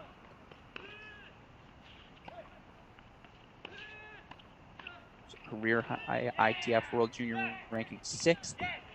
Appeared in all 4 junior slams. First top 10 ITF recruit to play for the Vols since they signed Ryan Williams and Tennis Sandgren 2009, 2010. That group obviously went on to compete in national indoor finals, to compete in NCAA finals. Boy, what a team those Tennessee teams were. J.P. Smith, doubles player, Tennis Sandgren, top 100 singles player, Ryan Williams, maybe the most talented of the bunch in that era. Baby Sandgren in the mix there. Came a little later, but Hunter Reese in the mix, Mikhail Labidas. Did not pronounce that right, but Tennessee can play, folks.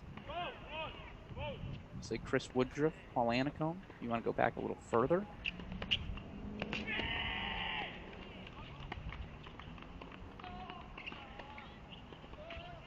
a big hold, though, from Mitsui. Makes it look easy. Now, all of a sudden, former Tennessee Volunteer Andrew Rogers, 6-1, 4-1, now 6-1, 4-all. Crazy how fast that happens in college tennis.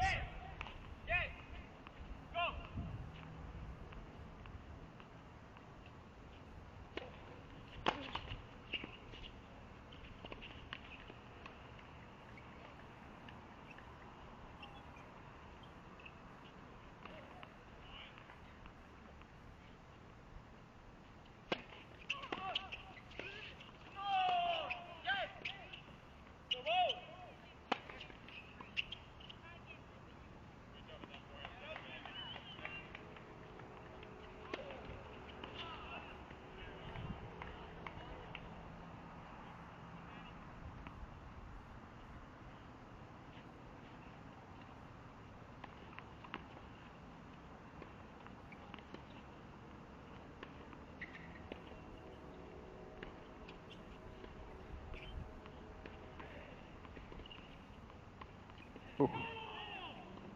Takes a bold man to go for the slice dropper. Slice cross court pass. 30 love now for Rogers.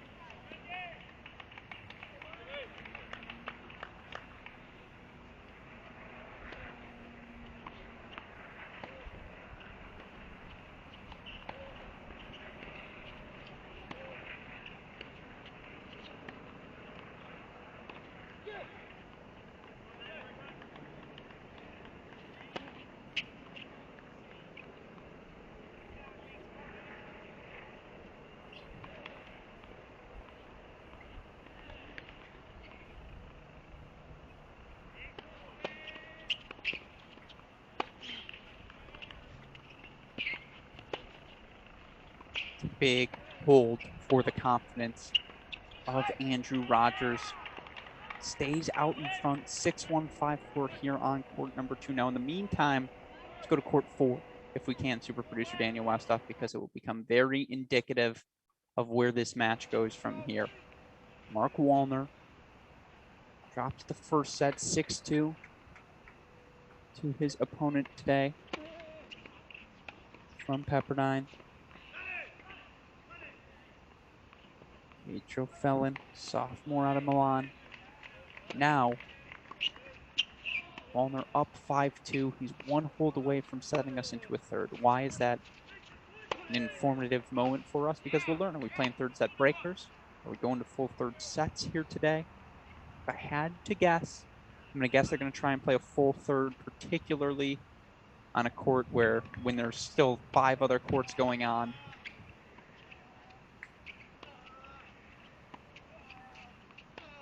But of course, that's, again, we're keeping our eye here.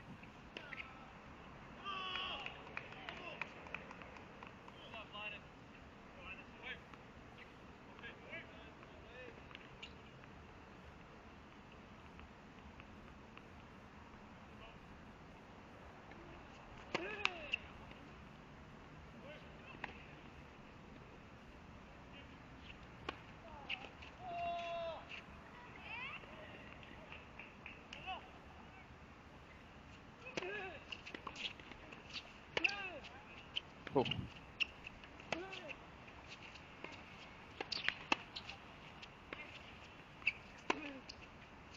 It does feel like, again, with all due respect to Pietro Feline, he just wants to hit that forehand so badly. At all times of the point, at all points of the match, at any position on the court. And I think Wallner has now identified that fact. Is not only willing to play with him forehand to forehand, but is just trying to limit how unpredictable Felon can be, limit the plays he has available to him on that forehand wing.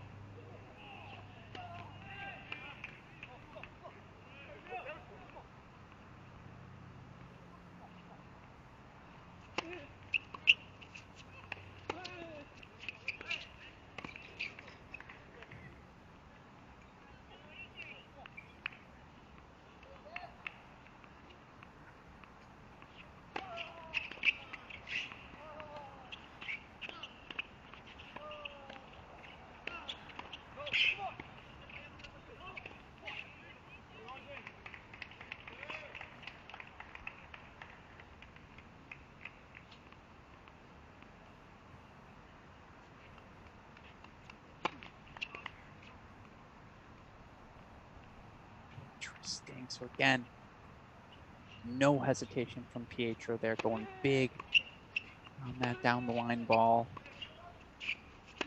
Misses it long though, so it's a deuce point, set point. Meanwhile, if we can, Westhoff, let's go quickly to 2. Quickly to 2.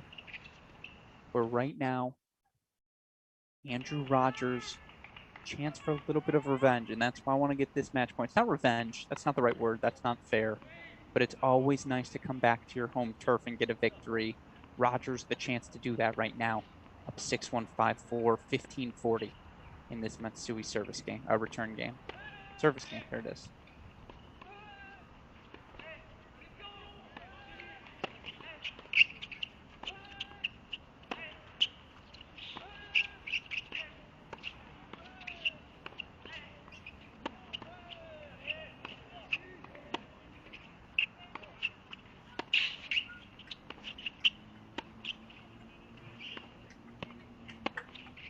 How do you not feel good for Andrew Rogers? Comes back to the place he grew up, the place he had his most formative years.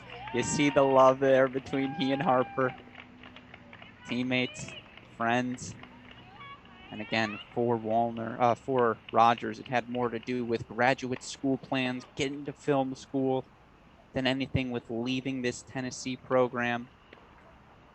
But that's a feel-good win for Andrew Rogers. And again, Tough matchup for Matsui to be thrown into on his very first occasion competing in college for Shinsuke, to deal with a guy who knows the courts, his home courts, better than he does. Good performance, front foot performance for Andrew Rogers, who was good when healthy last season, just seemingly was never healthy throughout the course of the year. So you got to feel good for the Wave senior there. Let's go back. Let's go to 3 if we can. Let's go to 4. Let's go back to 4. I apologize for myself. Let's go back to 4. Wallner 3 points away from sending us to a third set there. So let's go back to that Wallner service game. Cool.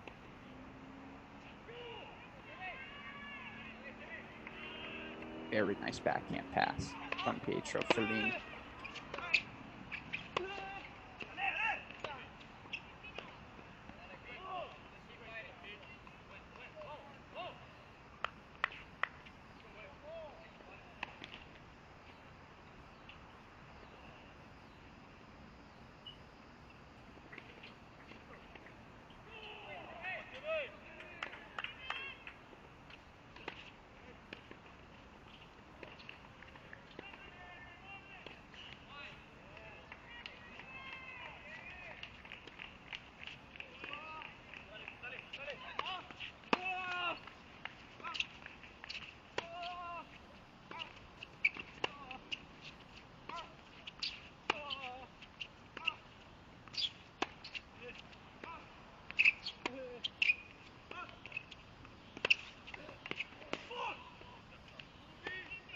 Now 15-13. Again, this is why we're here. The hardest things to replicate in practice. The pressures of serving at 5-2, 15-30, or you're up in the second set but down in the first. And these are the scenarios you practice over and over again. As much as you practice them, tennis is the one sport so difficult to fake the adrenaline. There is no time limit in tennis. It's not like in the NFL. You can just do a 2-minute drill. You put 2 minutes on the clock. You succeed, nice. You fail, you fail. It's not how it works in tennis because, again, you can say, all right, it's 5-3, 15-30 in practice, but that's not the same as the real thing. You can just play an hour and a half to get to this point. Again, it feels like a big moment in the early season confidence for Wallner now. And that is a high pressure play. Big serve out wide, serve and volley, executes the backhand volley flawlessly to the open space. He's now got 2 set points here on court number 4.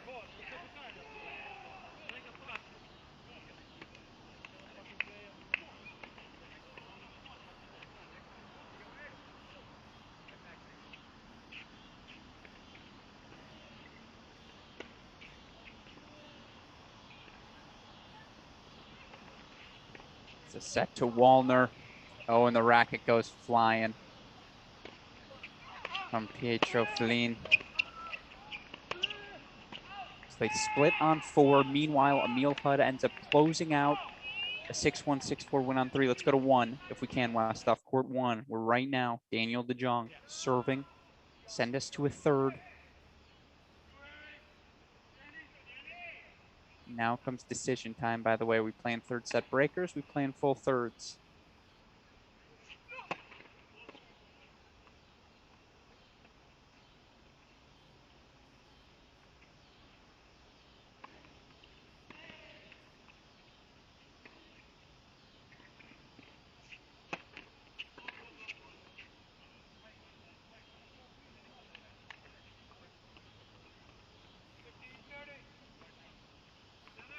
Martin Redlicky did not love that call from the chair. May have come a hair late. I do think it was out from Joe Monday.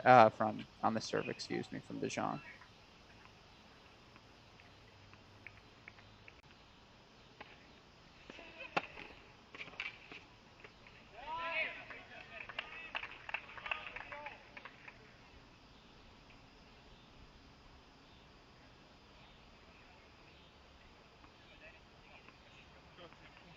30 all here.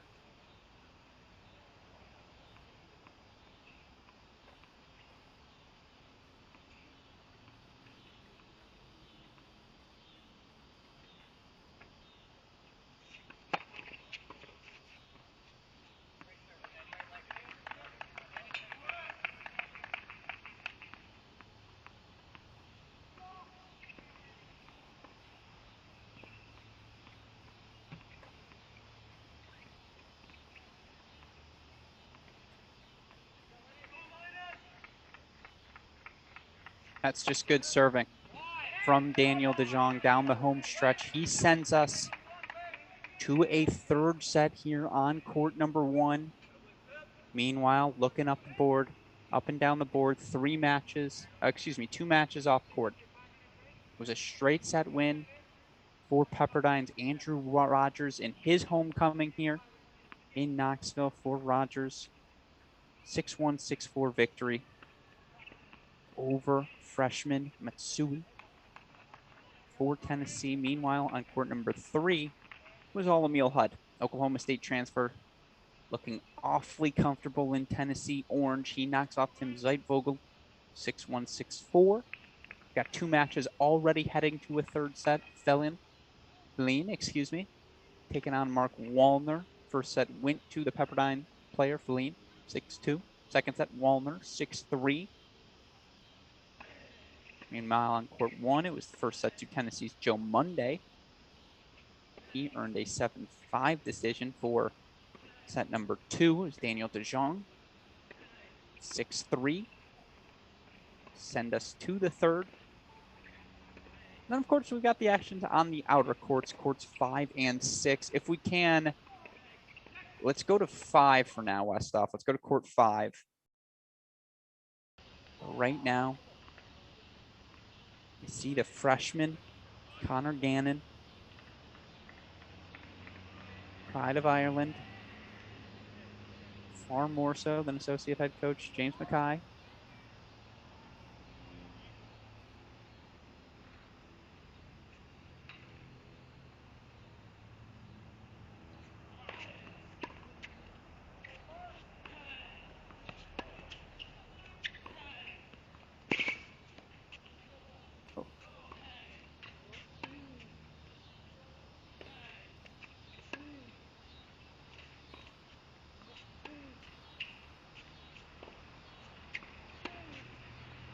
Interesting game style for Gannon. You see heavy on the backhand slice, wants to take a big cut on that forehand wing.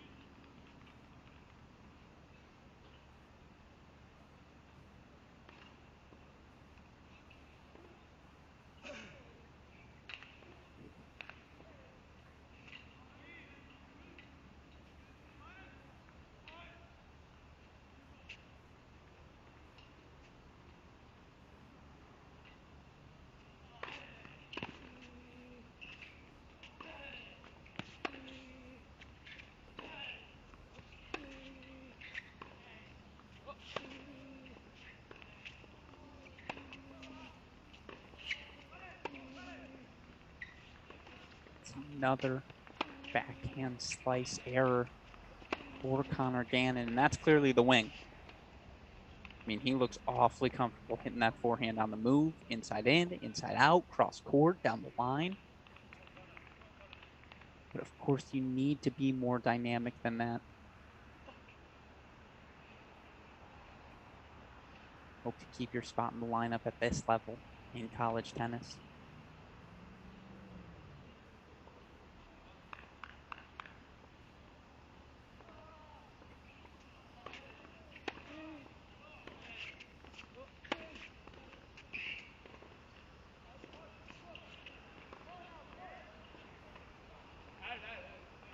Meanwhile, just for those curious, full third sets once again. We're not messing around.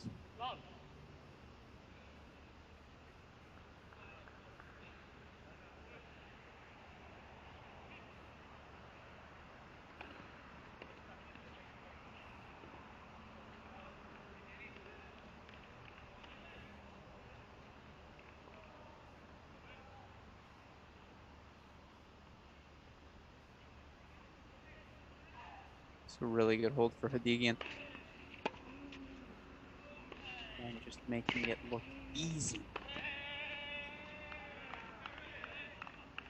When he can find that Gannon backhand, Hadigian holds 4-3 all.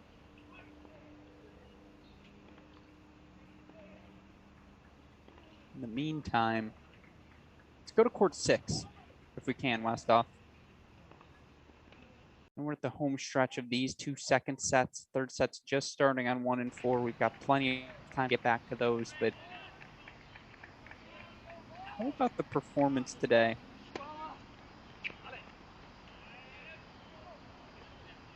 For Pepperdine freshman Linus Carlson Halden.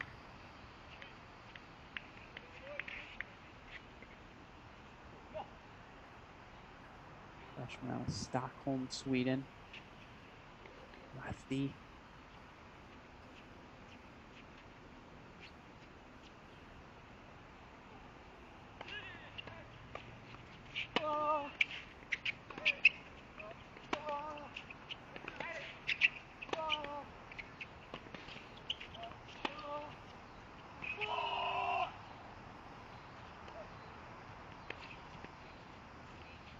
Carlson breaks 4-5-1. Meanwhile, again, Tennessee royalty, Parson Amani in the house. I believe I saw J.P. Smith, former All-American, top 100 doubles player, in the house earlier today. I think he was hitting with fellow Australian Luke Seville, former world junior #1, as they get ready to head to Cary next week for the Cary Challenger.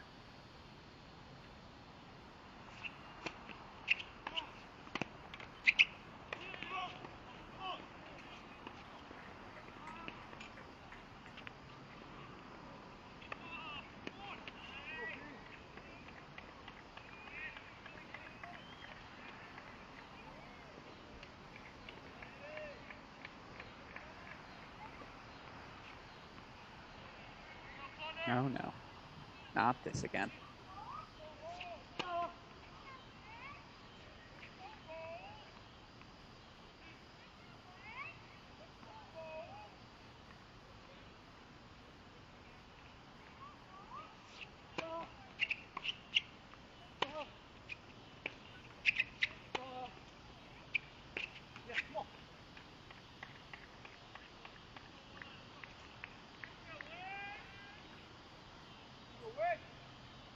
To say, it does feel like you can hear it in the background, some waves and volunteer fans sparring with their words. I always love a good word spar between fans.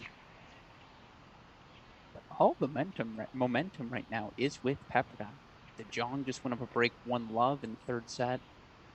Felon holds for 1-love in the third on 4. Carlson 7-6-5-1. Deegan 15-30 in the 3-all service game of Gannon.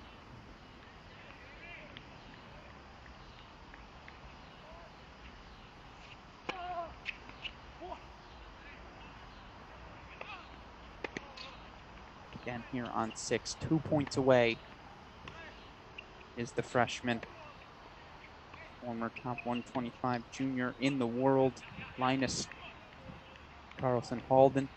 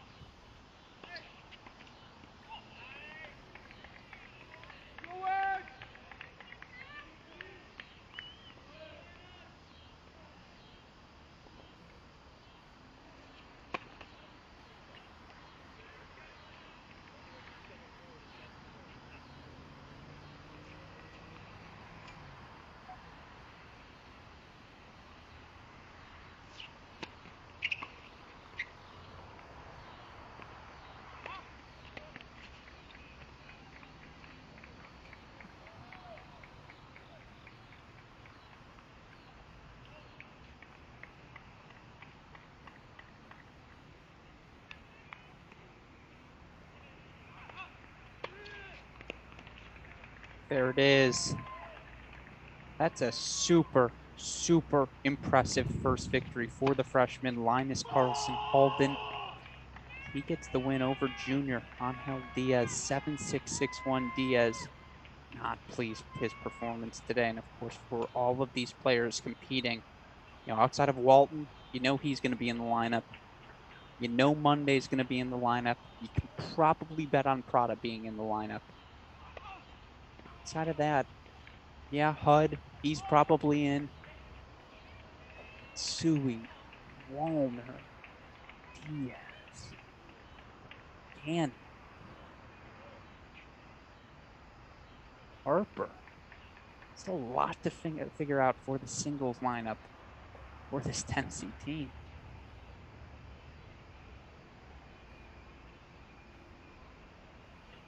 But if we can, Westoff, let's go back to 1. Daniel DeJong has opened up 2-love lead here in the third set. Just hit a blistering down the line passing shot to beat Monday to the spot.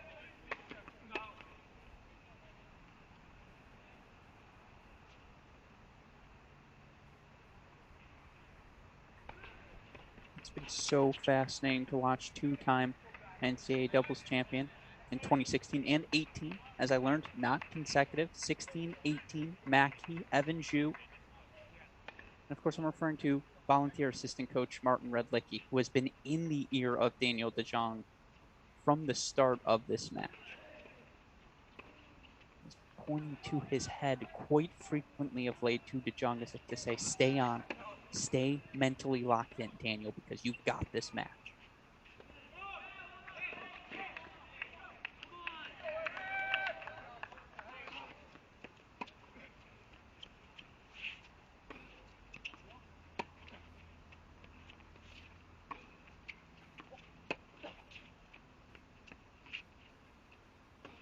And I'm not trying to be facetious, nor, again, shamelessly promote someone I consider a friend at this point. But Red Lake's been on it since the start. Pride myself a bit of a lip reader. Happened to be looking right at me as he said it. I said, Daniel, you want this match more than he does. That is what Martin told him. And he said, if you want it, it's yours. Go take it. He doesn't want it as much as you. I know that's a blank platitude, but you've just seen it in the way DeJong is competing. It's not a slight to Monday to just say DeJong wants this match.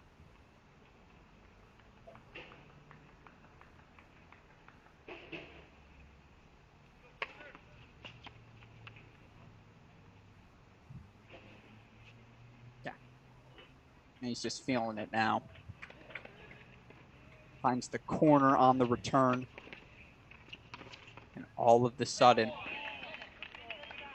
double break, 3-love lead for Daniel DeJong of Pepperdine here.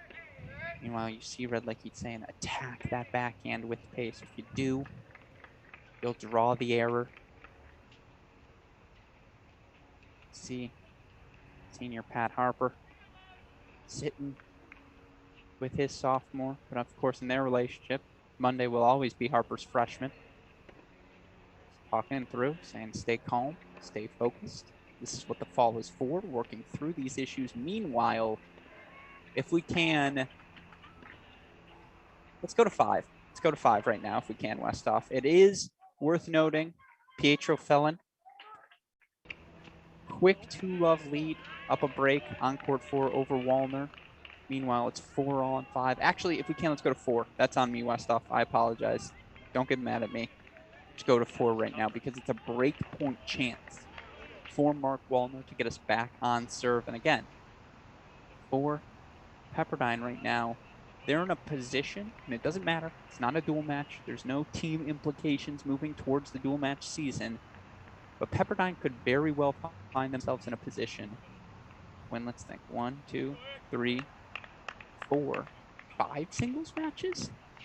Wow, 5 of the 6 singles matches today. That is not the script we drew up.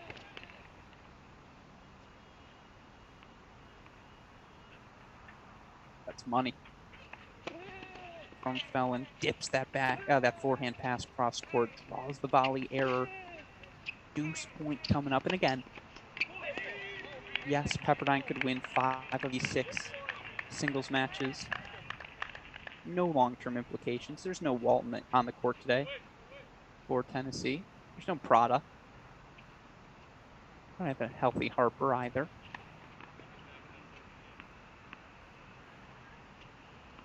Although it does feel noticeable again after strong performances in doubles from both Tennessee and Columbia, the two teams you'd probably favor to win the majority of their singles matches here today.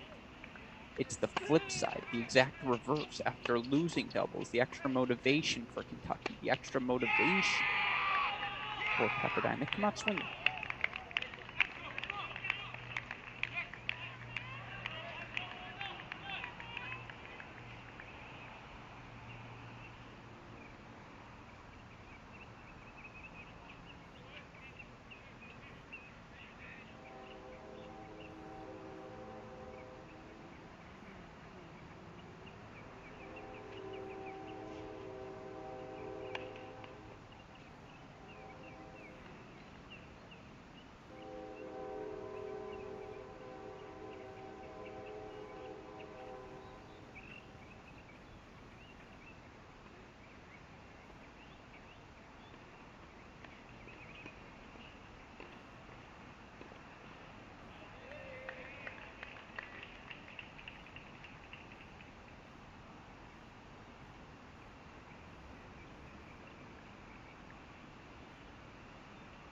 If we can, Westhoff. I apologize for that. That's on me. Let's go back to 1. Is DeJong about to run away with a bagel of a set? Maybe. 3-love, 40-love here. And the rising sophomore, Johannes Monday.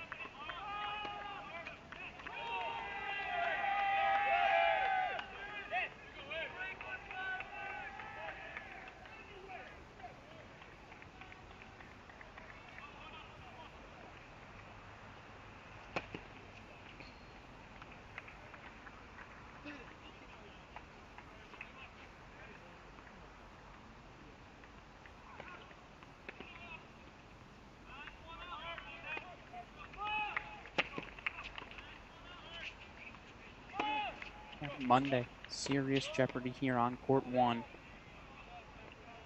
Going down. Can a bagel of a third set.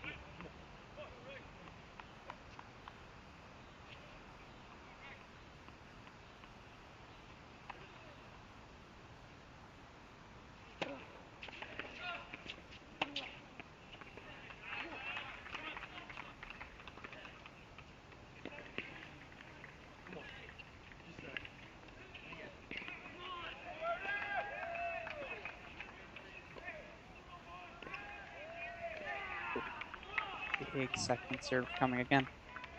De facto match point.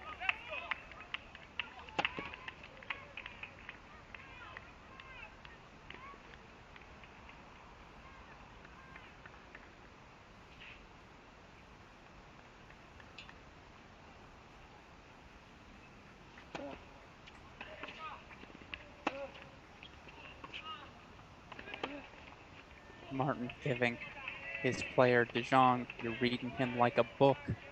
Like a book. I think De Jong is saying, oh, I know. I've got him right now. But what Martin's trying to say is, see, again, you can implement the game. That's all this is. The conversation from here on in is, do you see what you are capable of? Do you see what you can do, Daniel, when you play your best tennis at the top of this lineup? I'll tell you what, if De Jong can step up into that number one role, doesn't need to win 75%, 80% of his matches, just keep his team in the mix. Never be the first one off court. Deliver the big victories like the one today. He's seemingly in position to earn against Joe Monday. This is exactly the sort of data point Coach Shackerly is hoping to gain for his Pepperdine Waves that you can turn to later in the season. Do you remember when you had Joe down and out at Tennessee? Give me that, Daniel.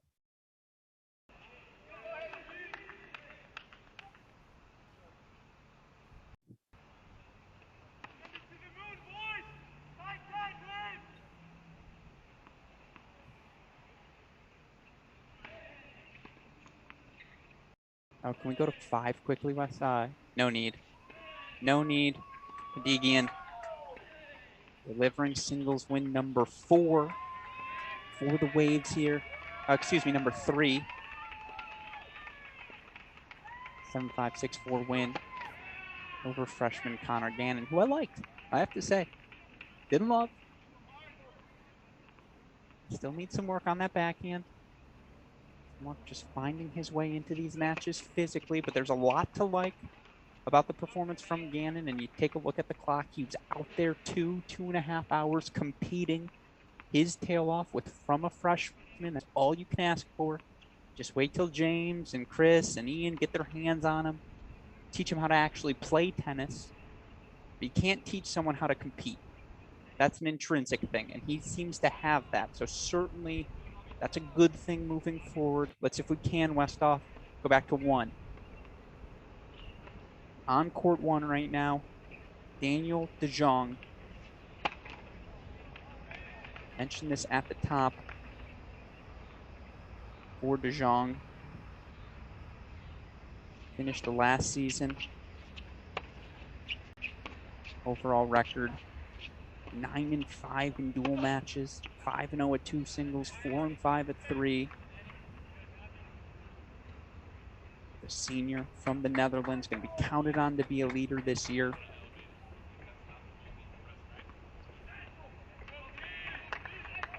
For him last year, most impressive win probably came over Jack Davis of Washington.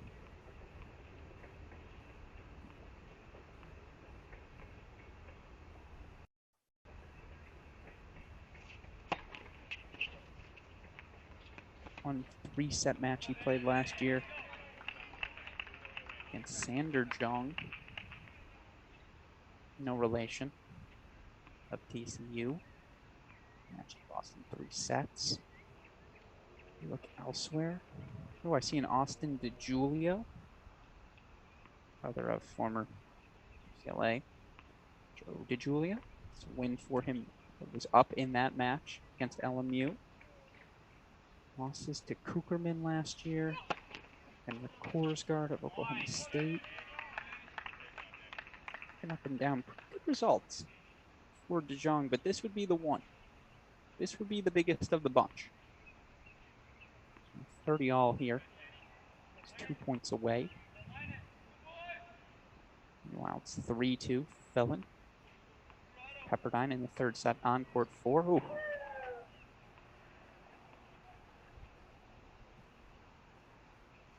Get a little Sports Center sound effect from Team Walner.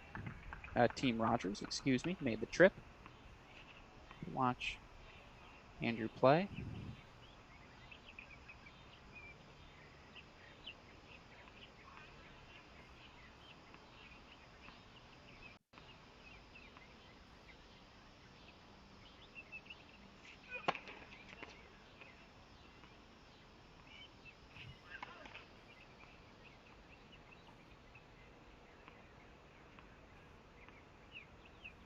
Yep.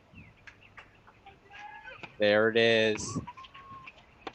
That's a win to get your fall started. Daniel DeJong, 5-7, 6-3, 6-love over Johannes Monday of Tennessee. And honest to God, that performance had more to do with DeJong than it did Johannes Monday. DeJong made such intelligent adjustments in the course of that match. And let's go to 4 now, Westhoff, our final match of the day here. 3-2 lead for Pepperdine's fill-in. Meanwhile, that is 4 singles wins for Pepperdine here today. I'm pretty sure Coach Shackerley just grew 2 inches standing on that fence. That is one happy man. He may finally be over the fire. You know, they may let him ride on roller coasters now.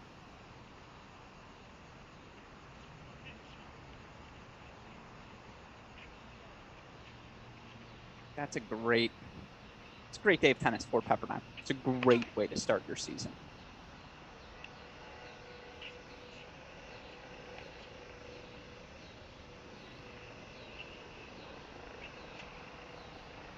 Meanwhile, for being honest, your Tennessee men's tennis head coach Chris Woodruff, associate head coach James McKay, volunteer Ian Cott. Hell, even if you're Parson Namadi, Tennessee's biggest fan. Some fuel to the fire. It's not going to come easy this season. You're going to have to earn it. You have to work for it.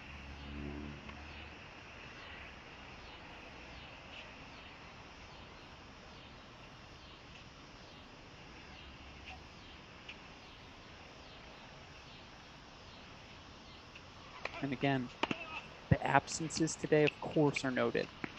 There was no Walton, no Prada, no Harper.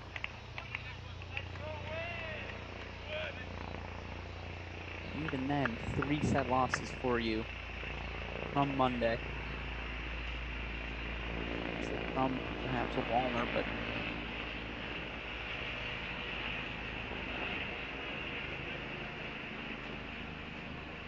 not the starting point I anticipated for these Tennessee Volunteers. Still, for love for Walner here, try to end it on a positive note, get a victory.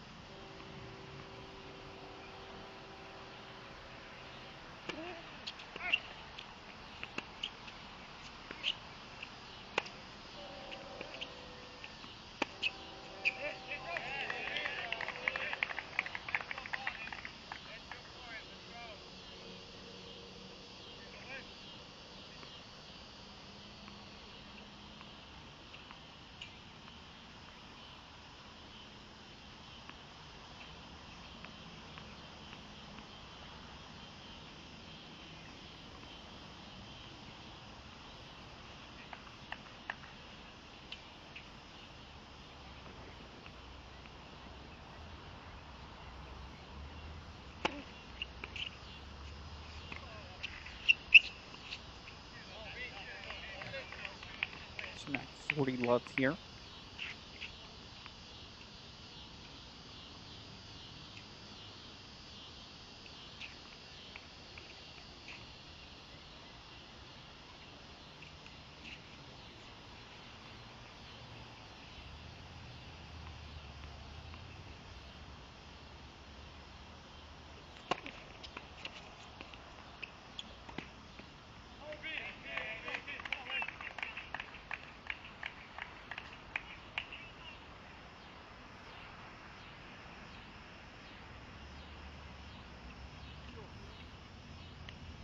There it is. So again, Felon holding. 4-4-3. So we make the turn here.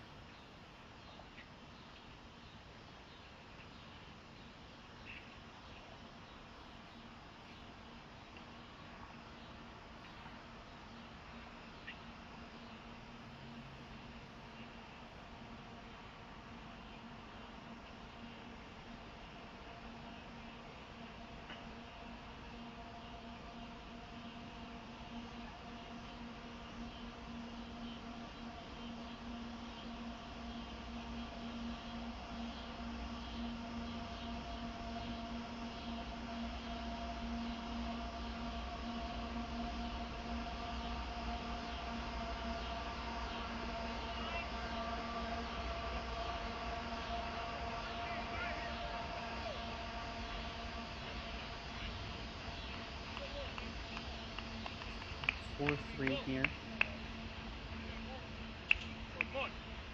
On serve, Alex Gruskin of Cracked Rackets. I'm going to be with you on the call for this weekend's Knoxville Showdown. Again, this is day one of a 3-day event.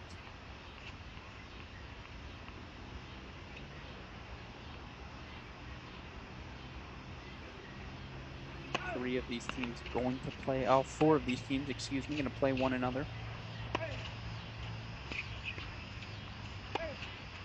So we will get the eventual Columbia Tennessee matchup. We'll get the Tennessee Kentucky matchup. Columbia Pepperdine matchup.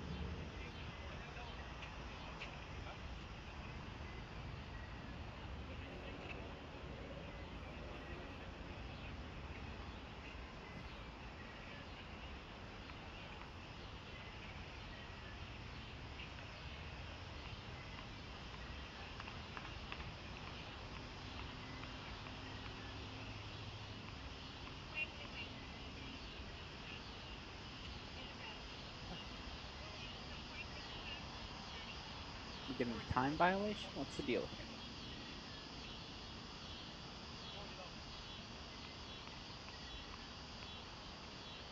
All right.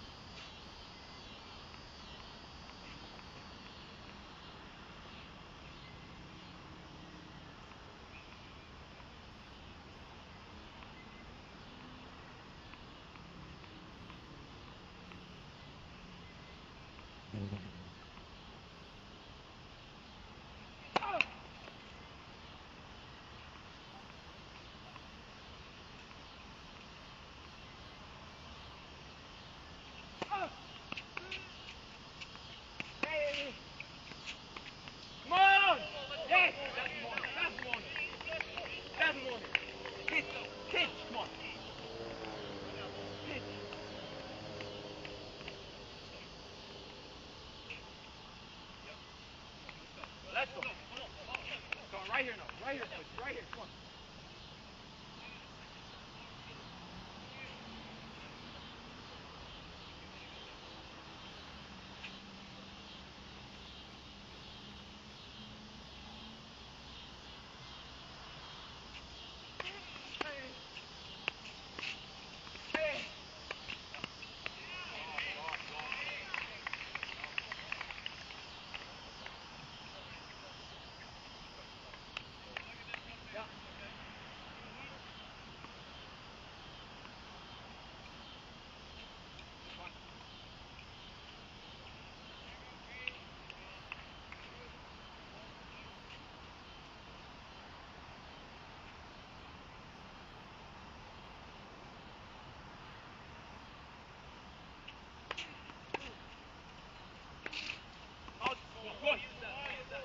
Use it, come on! Go! Let's go.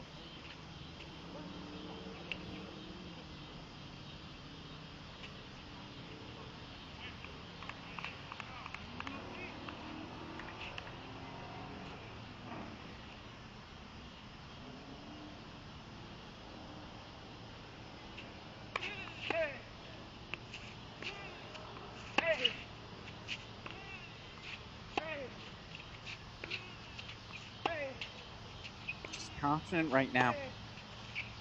Confident, confident.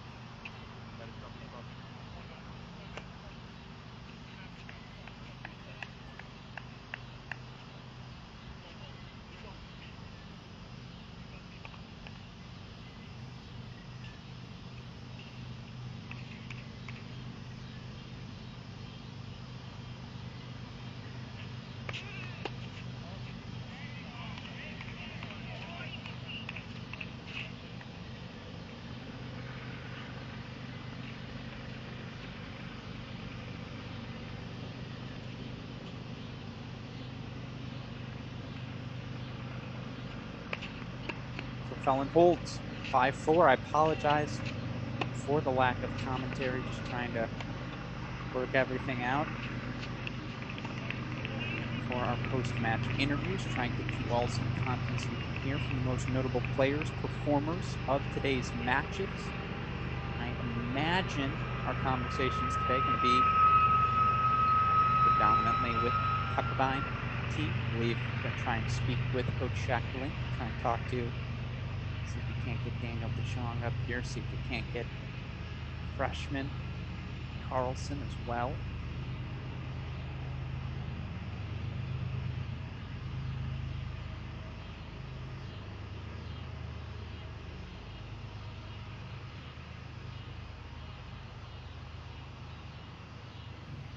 Okay, that's probably too loud.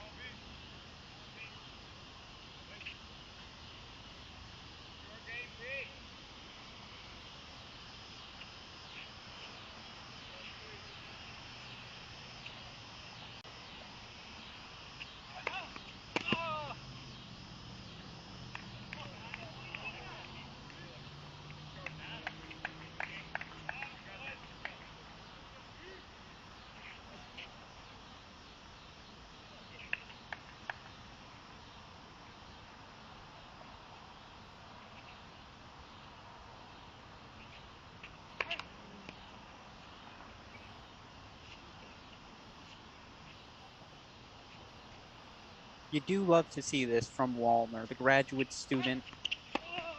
Perhaps of all of the players has little to prove on this Tennessee team as anyone. We know what we're going to get from him. We know what he is capable of.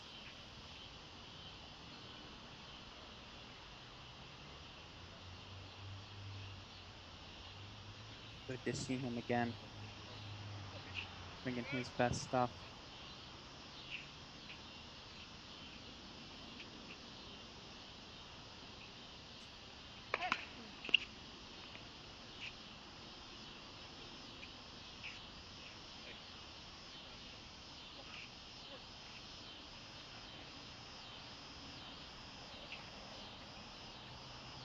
Felon's done well all match long. That forehand in particular, great feel, great explosion.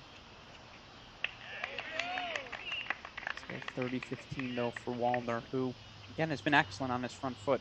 Very little separating these two players here on court 4. As they both try to deliver one final victory for their teams here. It's a good serve. Not much you can do but clap your head and say, clap your hands and say, well done.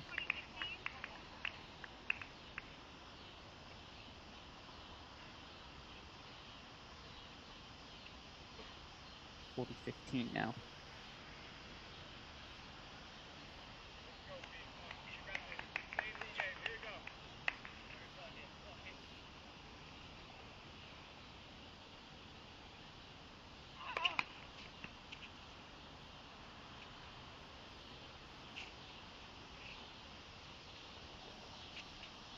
Yeah. Wallner didn't love the call, but it was the right call. So now 40-30. Here.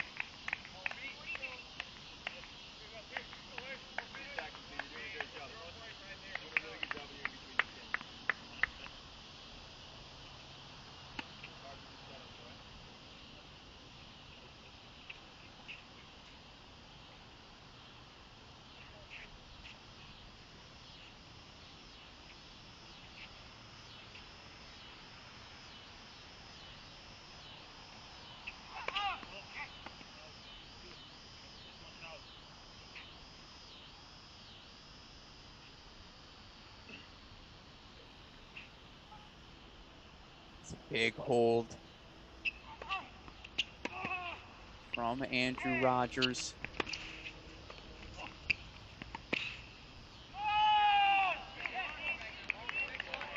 From Mark Wallner, excuse me.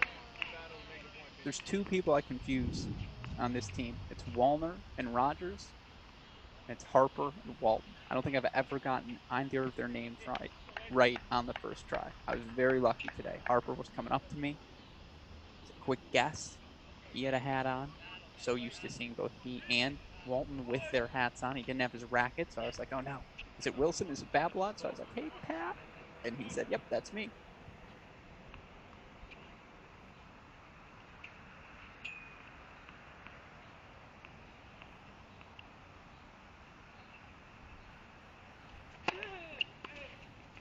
High ball here.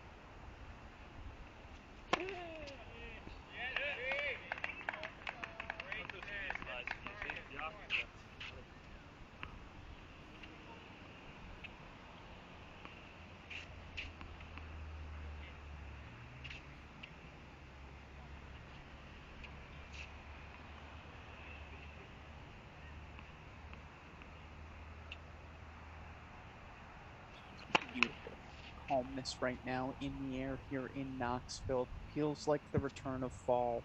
Feels like college tennis season.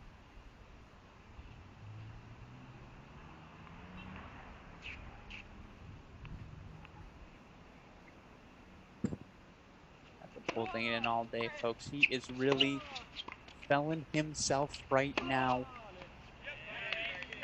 Atro Felon. Big forehand cross pass now. 40 love. A quadruple game point, a 6-5 lead here in our deciding set. Tennessee won 2 out of the 3 double sets. Pepperdine, 4 out of the 5 finished singles matches today.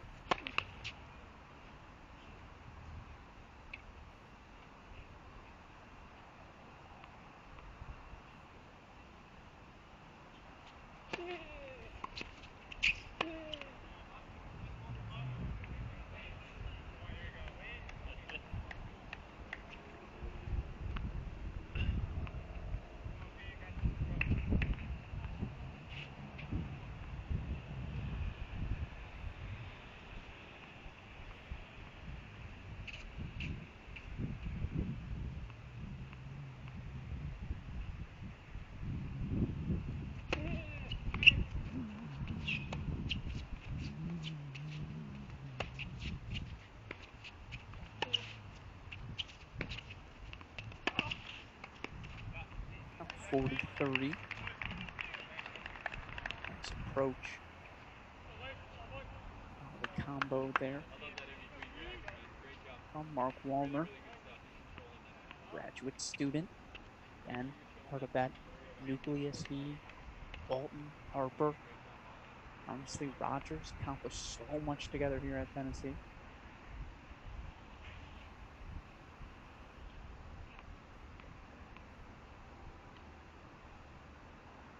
Of course, you look for Wallner.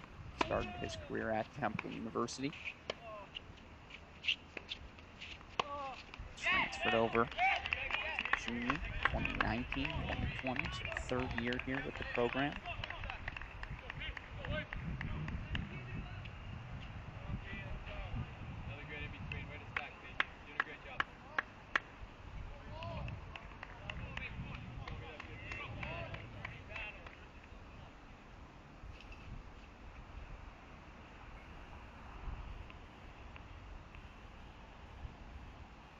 Well, that was not the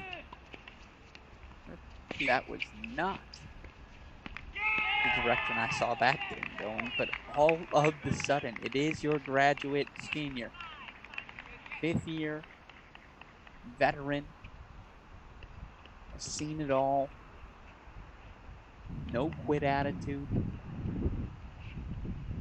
He earns a 6-5 break for the lead in the third set. Now, again, big picture here.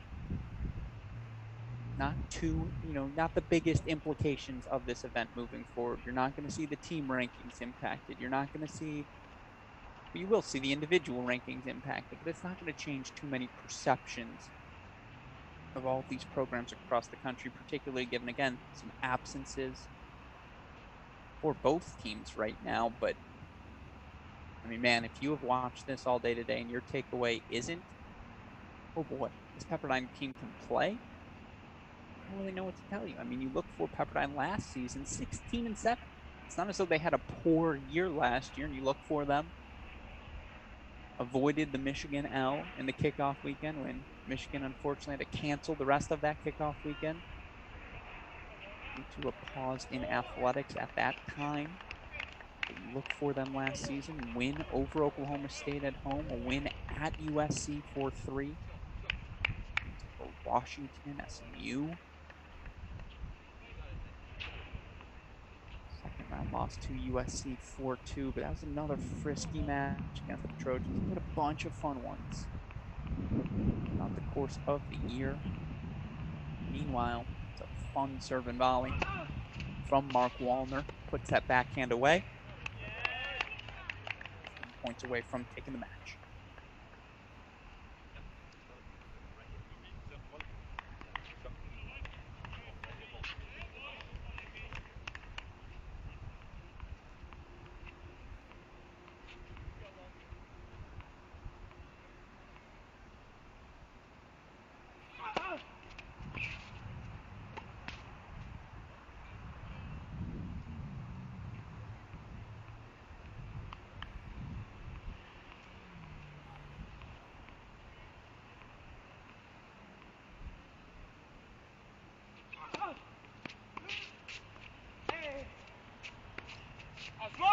That's way to the forehand.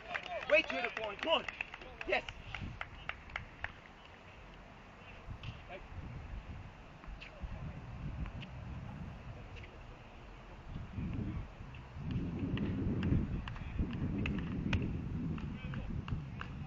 Ace out wide, looks to his teammates to pump them up. I don't think they've quite got that in them. Meanwhile, it is worth noting Columbia back on court. Get a little late night hit in.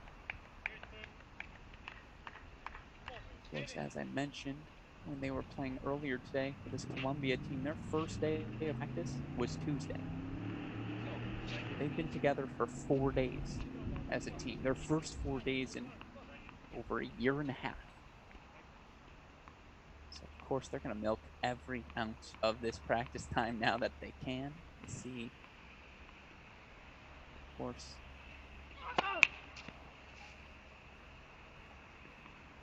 but Columbia is tomorrow's problem. For today, it's Mark Wallner. Ending on a high note for the host, Tennessee. He earns 2-6, 6-3, 7-5. In the end, see Coach Shackley going over to send his love, send his what ups. Handshakes between the two teams coming.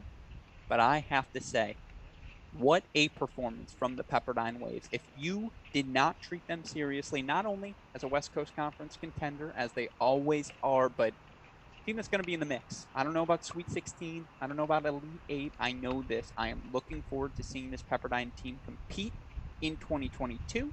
I'm looking forward to them seeing them compete once again tomorrow as well as seeing the Tennessee Volunteers hit the court once again. And that's the fun of this Knoxville Showdown. The good news, 3 straight days of competition. It's going to be Tennessee, Pepperdine, Columbia, and Kentucky battling it out over the course of the weekend as we all remind ourselves how enjoyable, how pleasurable the college tennis season really is. Of course, again, that's day 1 of our coverage. Day 2 resumes 10 a.m. tomorrow. Be on the lookout for recap podcast on our website. Be on the lookout for interviews from the players and coaches from throughout the weekend. A shout out, as always, to super producer Daniel Westoff. Imagine you have to hear my voice all day. You have to edit it. You then walk out of your office. I'm your roommate. That's the life of Daniel Westoff, who, as always, killed it on the 1s and 2s. But with that said, again, action resumes tomorrow, 10 a.m. We hope you will join us. But for now,